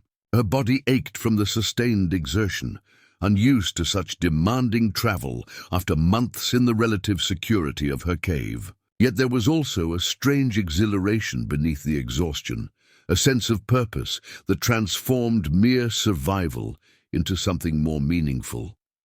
The morning passed in careful progress across the mountain ridge, maintaining elevation to avoid the search parties below. By midday, Abigail had reached the first landmark Swift Fox had identified, a distinctive formation of 3 pinnacle rocks thrusting upward like accusing fingers. Here she was, to descend into the neighboring valley, where she would find the Black Thunder River that would guide her toward Fort Laramie. The descent proved treacherous, the eastern slope steeper and more exposed than the western approaches. Twice Abigail lost her footing on icy rocks, saving herself from serious injury only by grabbing at stunted pines that clung tenaciously to the mountainside. By the time she reached the valley floor, her hands were scratched and bleeding, her moccasins sodden from deep snow. The Black Thunder River lay partially frozen before her, its center still flowing between borders of ice. Following its course northeastward, Abigail maintained a prudent distance from the banks, using the tree line for cover while keeping the water in sight as her guide. The valley offered easier travel than the mountain ridges, but also less visibility and potentially more exposure to searchers. As afternoon faded toward evening, a new sound reached her, the rhythmic pounding of hooves on packed snow, approaching rapidly from behind. Abigail darted into denser forest, pressing herself against the broad trunk of an ancient pine. 3 riders passed along the river's edge, moving at a canter, their attention focused on the terrain ahead rather than the forest beside them. She caught only glimpses through the branches, weathered men in heavy coats, rifles resting across their saddles, determination evident even at a distance. Not Montgomery's raiders, judging by their appearance and direct route, but likely trappers or traders using the river valley as a natural pathway through the mountains. In normal circumstances, such travelers might have represented potential allies, but Abigail had learned harsh lessons about trust. Until she reached Fort Laramie, everyone she encountered represented possible danger. The first day of separation passed into a night of fitful rest beneath the inadequate shelter of a fallen log. The second day brought new challenges, a storm front moving in from the west, bringing driving snow and biting winds that reduced visibility and threatened hypothermia if she couldn't find adequate shelter. By mid-afternoon, the storm had intensified to near blizzard conditions, forcing Abigail to abandon her planned route in favor of immediate survival. Fortune guided her to a small cave formed by an overhanging cliff face. The space was barely large, enough to accommodate her small frame, but it provided critical protection from the howling wind and accumulating snow. Here she made the difficult decision to risk a tiny fire, gathering the driest twigs and needles she could find and using the flint and steel Swift Fox had provided. The resulting flame was hardly larger than a candle, but its meager warmth made the difference between survival and freezing. Huddled beside this precious heat source, Abigail removed the oilskin-wrapped ledger from her pack, confirming it remained dry and intact. The physical evidence of Montgomery's crimes had gained almost talismanic significance, a concrete link to justice that made her desperate journey worthwhile. As the storm raged outside her small sanctuary, Abigail found herself unconsciously reaching for one of her remaining charcoal sticks. Without the luxury of paper, she began sketching on a relatively smooth section of the cave wall. Not another portrait of the raiders, but Swift Fox's face, captured with the same careful attention to detail. The high cheekbones, the watchful eyes, the subtle lines etching his weathered skin. A tribute to the ally who had risked everything to help her, whose fate remained unknown. The storm maintained its fury throughout the night and into the following morning, delaying Abigail's departure until nearly midday. When she finally emerged from the small cave, she found a transformed landscape. Nearly 2 feet of fresh snow blanketed the valley, obliterating any trace of her previous passage, but also making new travel arduous. The Black Thunder River had frozen completely in the extreme cold, its surface now a treacherous pathway of ice, barely distinguishable from the surrounding terrain. By late afternoon of the 3rd day, with her supplies nearly exhausted and her strength fading, Abigail spotted a thin column of smoke rising from the forest, perhaps a mile ahead, a campfire or chimney signaling human presence. Caution warred with desperate need. After the storm, she was dangerously cold, despite her exertions. Her supplies nearly exhausted. Shelter, warmth, and food had become urgent necessities, not mere comforts. Choosing stealth over direct approach, Abigail worked her way gradually closer to the source of the smoke, using the abundant cover provided by the snow-laden forest. As she drew nearer, details emerged. Not a temporary camp as she had first supposed, but a small, permanent cabin with a corral containing 3 horses. A woodpile stood neatly stacked against one wall, and smoke curled from a stone chimney, promising warmth within. As Abigail debated her next move, the cabin door opened, spilling yellow lamplight across the snow. A figure emerged, a woman in a heavy shawl, middle-aged with streaks of grey in her dark hair. She carried a bucket to a partially frozen water barrel, broke the surface ice with practiced efficiency, and filled her container. Nothing in her appearance or manner suggested threat or alliance with raiders. Decision crystallized. Abigail stood from her concealment at the forest's edge, advancing slowly toward the cabin with her empty hands clearly visible. The woman spotted her immediately, freezing in surprise at the unexpected appearance of a child from the wilderness. "Help me," Abigail called, her voice cracking from cold and disuse. "Please!" The woman's shock gave way to immediate concern. She set down her water bucket and hurried forward, her expression shifting from surprise to horror as she took in Abigail's condition. The makeshift clothing, the half-frozen extremities, the gauntness of prolonged hunger. "Child, where on earth did you come from?" she asked, already guiding Abigail toward the cabin's door. "Are you alone? Are you hurt?" The rapid questions overwhelmed Abigail's ability to respond. Months of isolation had eroded her social capabilities. The simple human interaction felt overwhelming after so long in silence or in Swift Fox's taciturn company. "How far to Fort Laramie?" she managed to ask. The woman blinked in surprise at this unexpected priority. "About 15 miles northeast," she answered. "My husband runs supplies there twice weekly.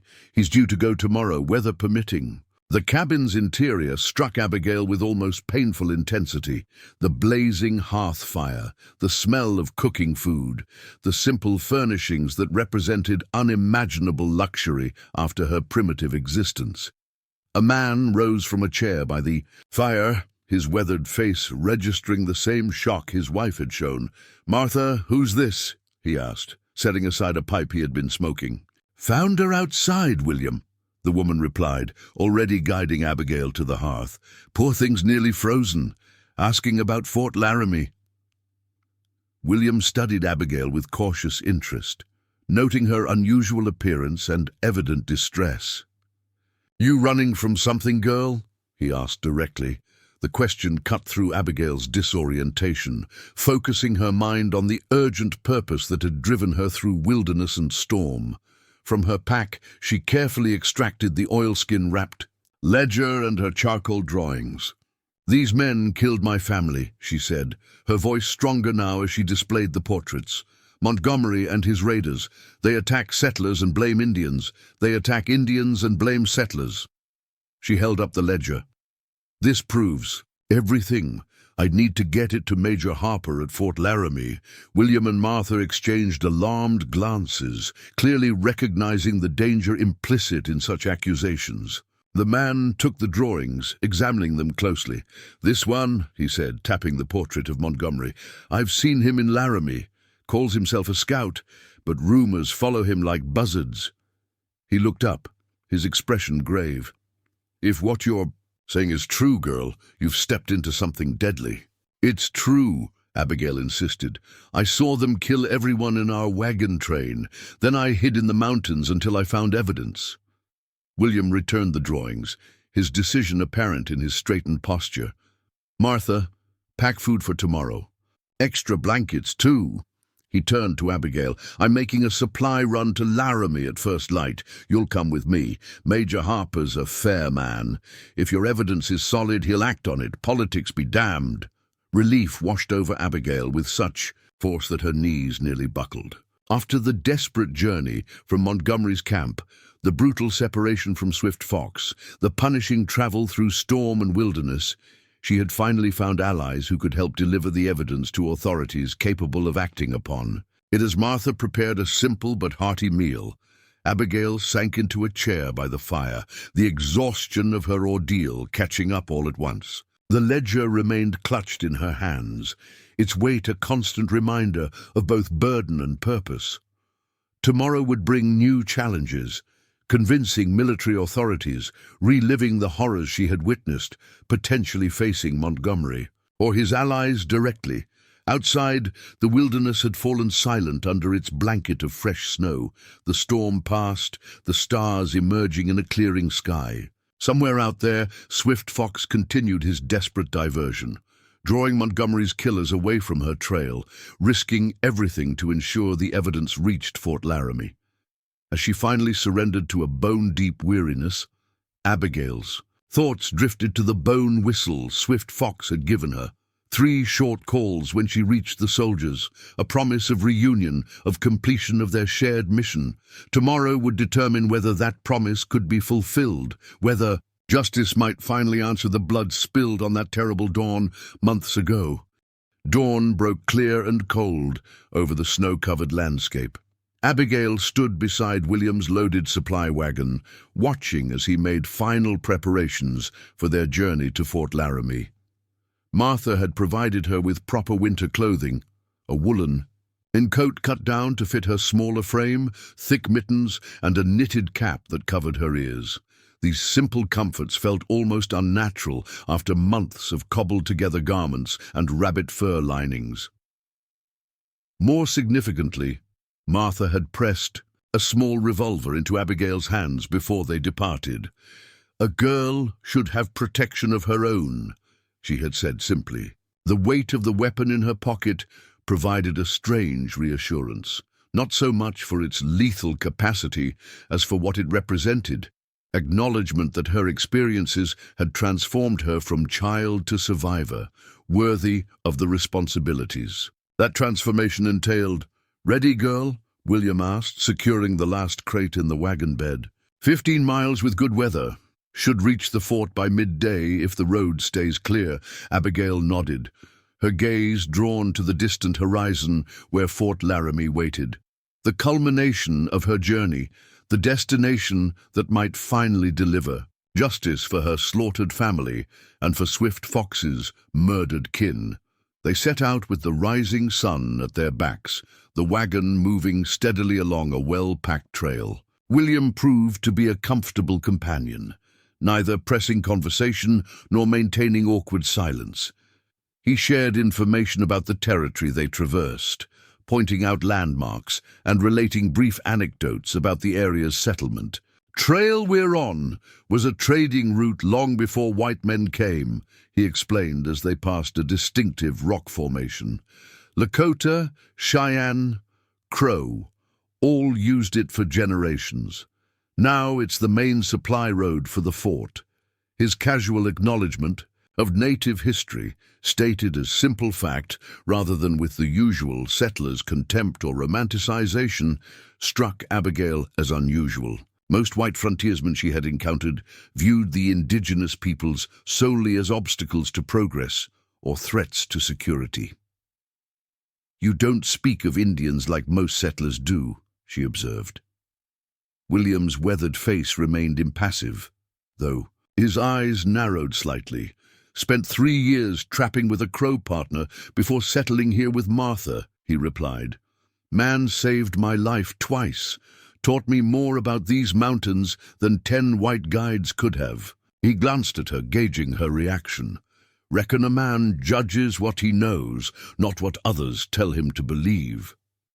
This philosophy explained his ready acceptance of her alliance with Swift Fox.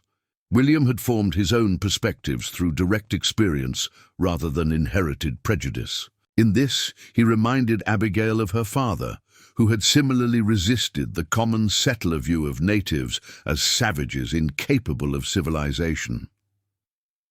By mid-morning, they began to encounter increased traffic on the trail. Traders heading to outlying settlements, trappers bringing furs to market, and the occasional military courier moving between outposts. Each passing traveler nodded respectfully to William, clearly a known and respected figure in the territory, while casting curious glances at Abigail. She understood what they saw, a girl too thin, too watchful, too clearly marked by ordeal. Despite Martha's efforts to make her presentable, Abigail knew her appearance still carried traces of her months in the wilderness. The way she scanned continuously for threats, her tendency to move with exaggerated stealth, her unconscious classification of every stranger as potential predator or prey, all revealed the untamed creature she had become. "Fort's just beyond that ridge," William announced as they crested a small hill. "Might see patrols from here on."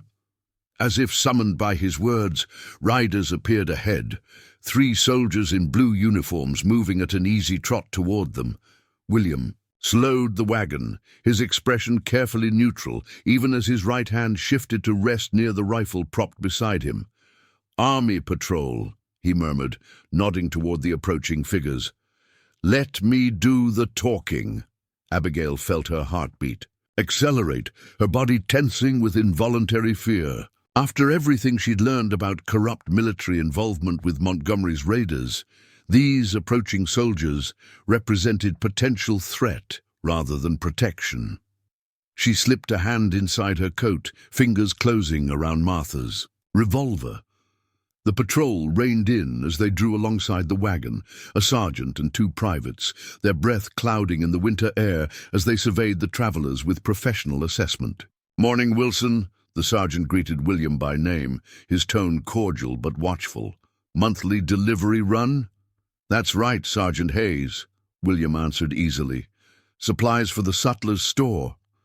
The sergeant nodded, his gaze shifting to Abigail, curiosity evident in his expression. "Don't usually bring company on these trips." Before William could respond, Abigail made a swift decision. Rather than hiding her identity or purpose, she would test these soldiers' reactions. The direct approach might reveal allies or enemies more quickly than cautious circumspection. "I'm looking for Major Harper," she said clearly. "I have evidence about James Montgomery and the raids on settlers and Lakota camps." The effect was immediate. The sergeant's casual demeanor vanished, replaced by sharp attention. The two privates exchanged glances, hands moving subtly closer to their holstered weapons. "That's a serious claim, miss," Hayes said carefully. "Montgomery's a contracted scout with friends at Fort Kearney. He's also a murderer who profits from selling stolen goods and creating conflict between settlers and Indians," Abigail replied, maintaining steady eye contact despite her racing pulse. "I have proof." The sergeant studied her for a long moment, his weathered face revealing nothing of his thoughts. Then, surprisingly, he turned to William. "You're vouching for this girl, Wilson?" William straightened on the wagon seat. "I am.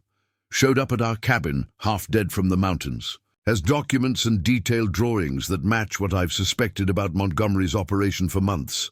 Hayes nodded once, decision made.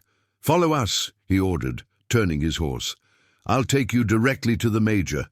Better not to announce your business to the whole fort." As the patrol escorted them toward Fort Laramie, Abigail felt a complex wave of emotions. Relief that these soldiers appeared to be honest men, anxiety about the confrontation to come, and beneath it all, a gnawing worry about Swift Fox's fate. Had he escaped Montgomery's hunters? Was he even now working his way toward Fort Laramie to reunite with her as promised? Fort Laramie appeared imposing even from a distance, its palisade walls standing stark against the winter landscape, the American flag snapping in the cold breeze above the central blockhouse. As they approached, Abigail could see activity within and around the fortification, soldiers drilling in an open area, civilian workers moving between buildings, supply wagons being loaded or unloaded. Rather than entering through the main gates, Sergeant Hayes led them to a less conspicuous side entrance, where guards saluted and allowed them to pass without inspection. They proceeded directly to a two-story building set apart from the barracks and enlisted men's quarters. Major Harper's office, Hayes explained, dismounting and gesturing for them to follow. "He'll want to hear this privately before involving others." The sergeant led them through a sparse anteroom where a young lieutenant looked up in surprise from paperwork. "These folks need to see the major immediately," Hayes stated. "Confidential matter regarding the territorial raids." The lieutenant hesitated only briefly before knocking on an inner door. At the muffled response from within, he opened it and announced their presence. "Sergeant Hayes with civilians bringing information about the raid, sir." "Send them in." The voice from within carried the crisp authority of long command. Major William Harper proved to be a man of medium height, with iron-gray hair and piercing blue eyes that seemed to evaluate everything they fell upon with military precision. He rose from behind a desk cluttered with maps and reports, gesturing toward chairs positioned before it. "Sergeant Hayes rarely interrupts my morning without good reason," he said, remaining standing until Abigail and William had seated themselves. "I assume this matter warrants immediate attention." Before either could respond, the Major's gaze settled on Abigail with sudden intensity. "You look familiar, young lady," he said, his brow furrowing. "Have we met?" "No, sir," Abigail replied, "but you might recognize me from descriptions of the Caldwell wagon train massacre. I'm Abigail Richardson. I was gathering firewood when the raiders attacked. I'm the only survivor." Harper's expression shifted from curiosity to shock. "My God," he murmured. "We sent 3 search parties when we found the burned wagons, found 23 bodies, but reports indicated 24 settlers." His gaze sharpened. "You've been missing for more than 3 months. Where have you been?"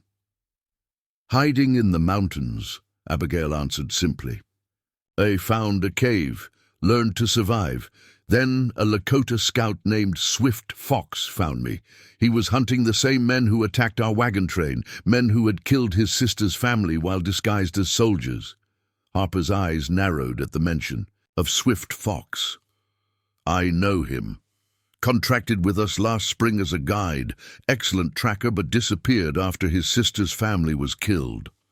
He studied Abigail with new interest. "Continue."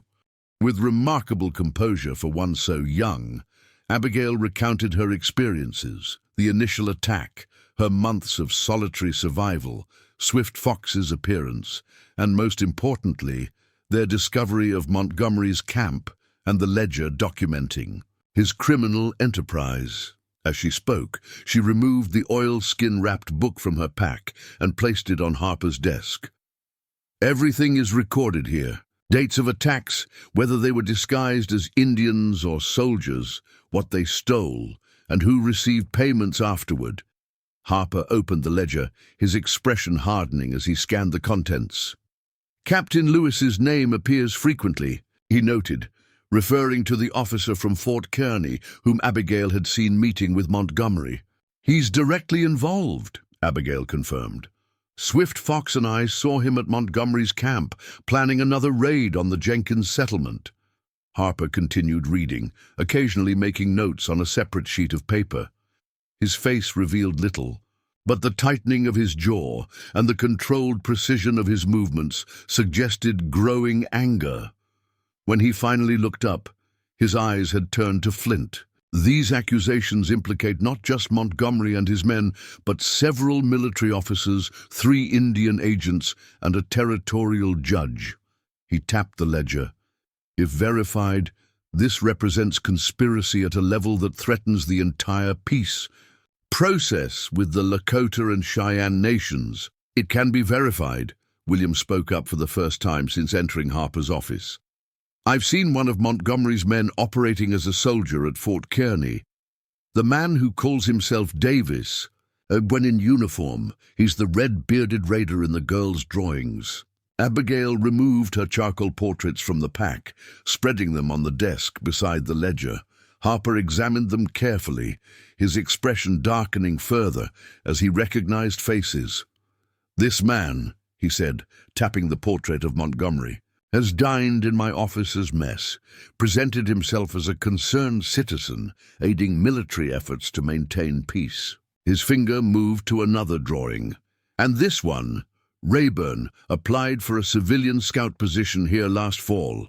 The major rose abruptly, moving to the office door. "Lieutenant," he called to the young officer in the anteroom, "send runners for Captain Reynolds and Lieutenant Marshall.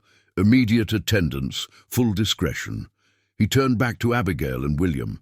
"I need my most trusted officers for what comes next." While they waited, Harper asked Abigail to describe Montgomery's camp in detail, its layout, defenses, number of men, and the surrounding terrain. She did so with a precision that clearly impressed the major, her months in the wilderness having honed her observational skills to remarkable sharpness. "And Swift Fox?" Harper asked when she had finished. "Where is he now?" "We separated when Montgomery's men pursued us, Abigail explained, her voice tightening slightly. He created a false trail to draw them away, while I brought the evidence here. He gave me this. She removed the bone whistle from around her neck, said to blow 3 short calls when I reached the fort and he would find me.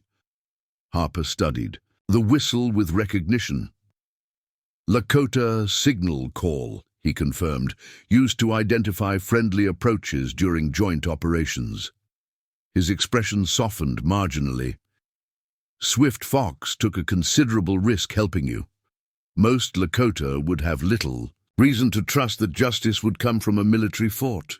Before Abigail could respond, the office door opened to admit 2 officers, a captain in his 40s with a weathered face that suggested extensive field service, and a younger lieutenant whose alert eyes immediately assessed everyone in the room. Gentlemen, Harper addressed them without preamble, we have a situation requiring immediate and discreet action. This young lady has brought evidence implicating James Montgomery and several military personnel in a conspiracy to incite conflict between settlers and native tribes for personal profit. Both officers displayed momentary surprise before professionalism reasserted itself. Captain Reynolds moved immediately to examine the ledger Harper indicated, while Lieutenant Marshall studied Abigail's drawings with increasing concern. I recognize at least 6 of these men, Marshall stated. 3 have visited the fort in various capacities over the past year.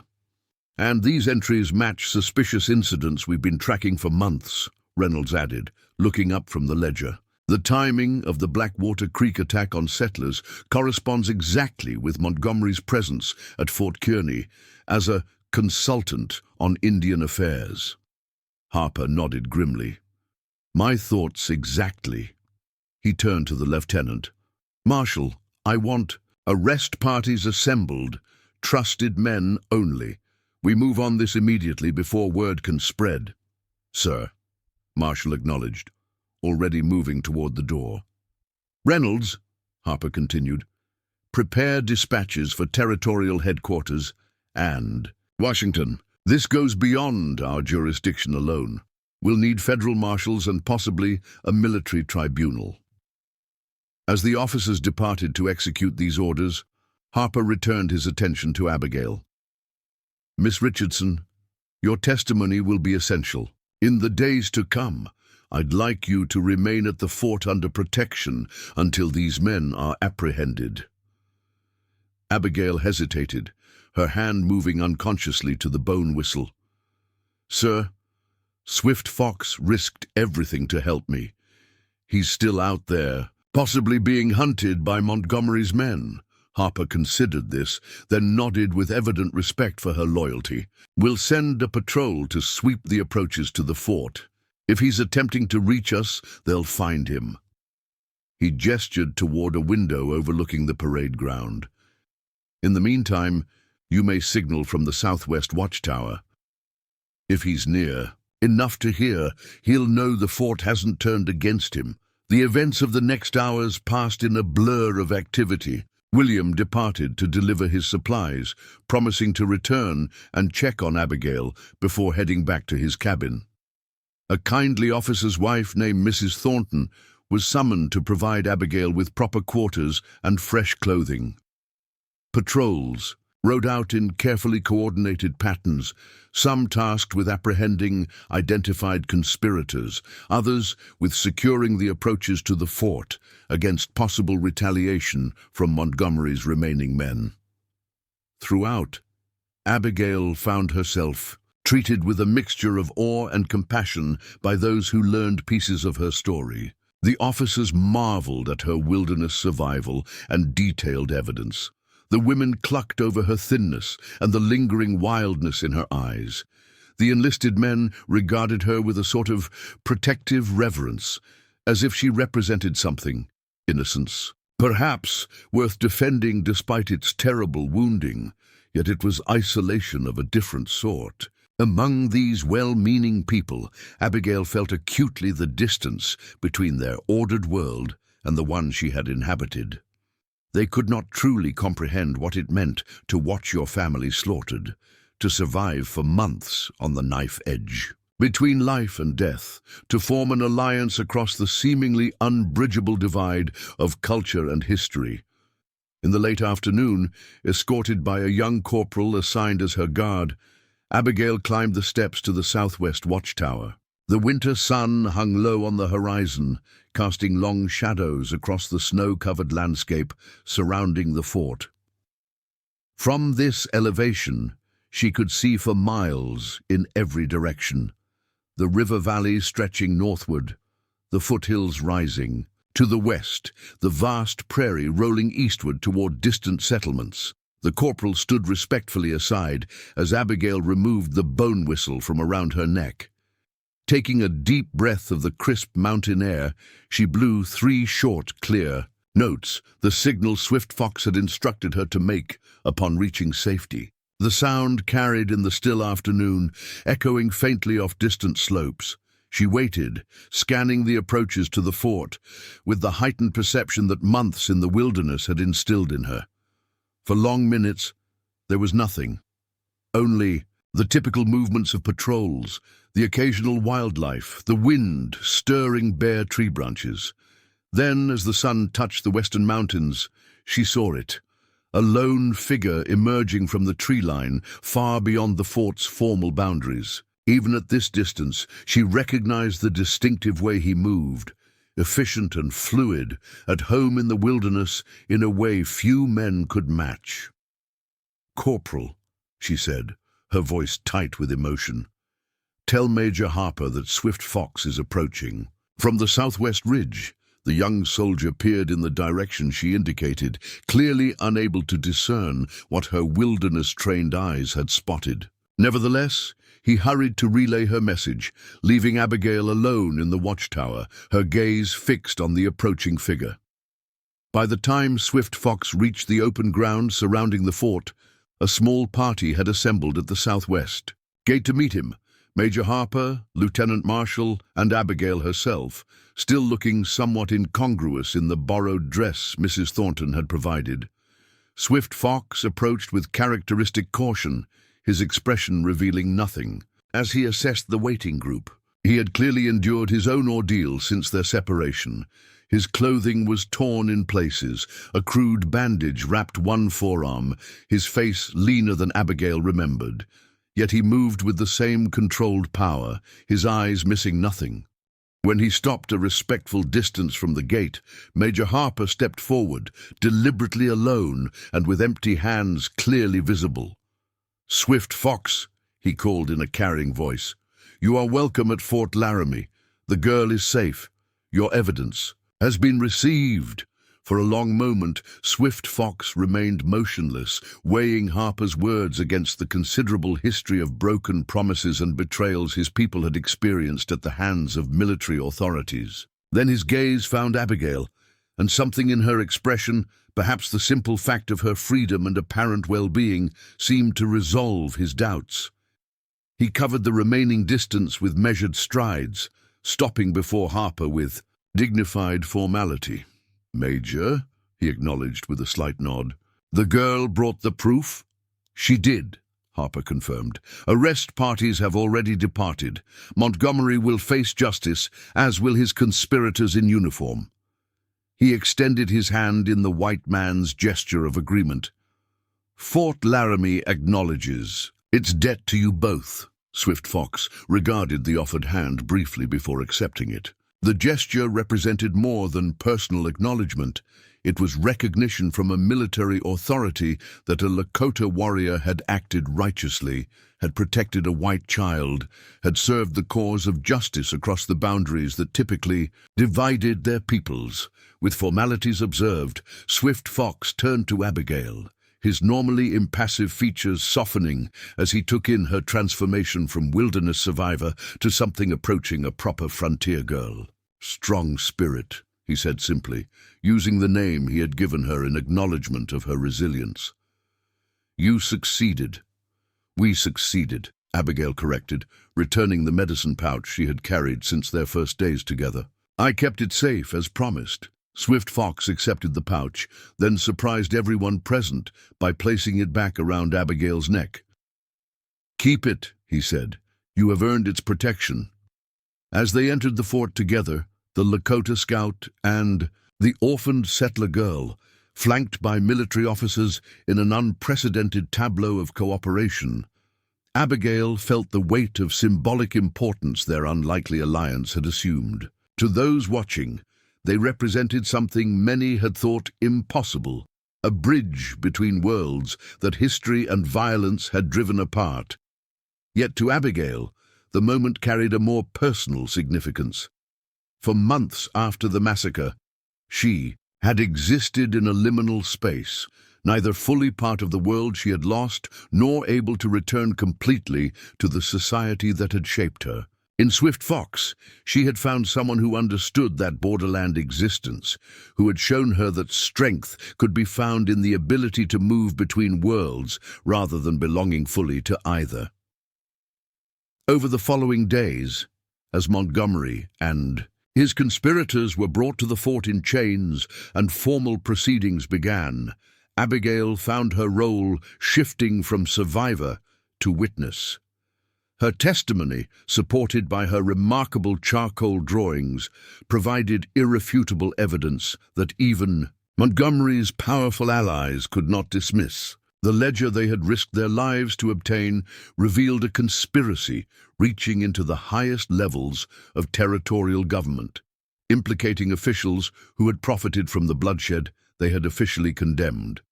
Swift Fox, too, found unexpected respect within the fort's walls.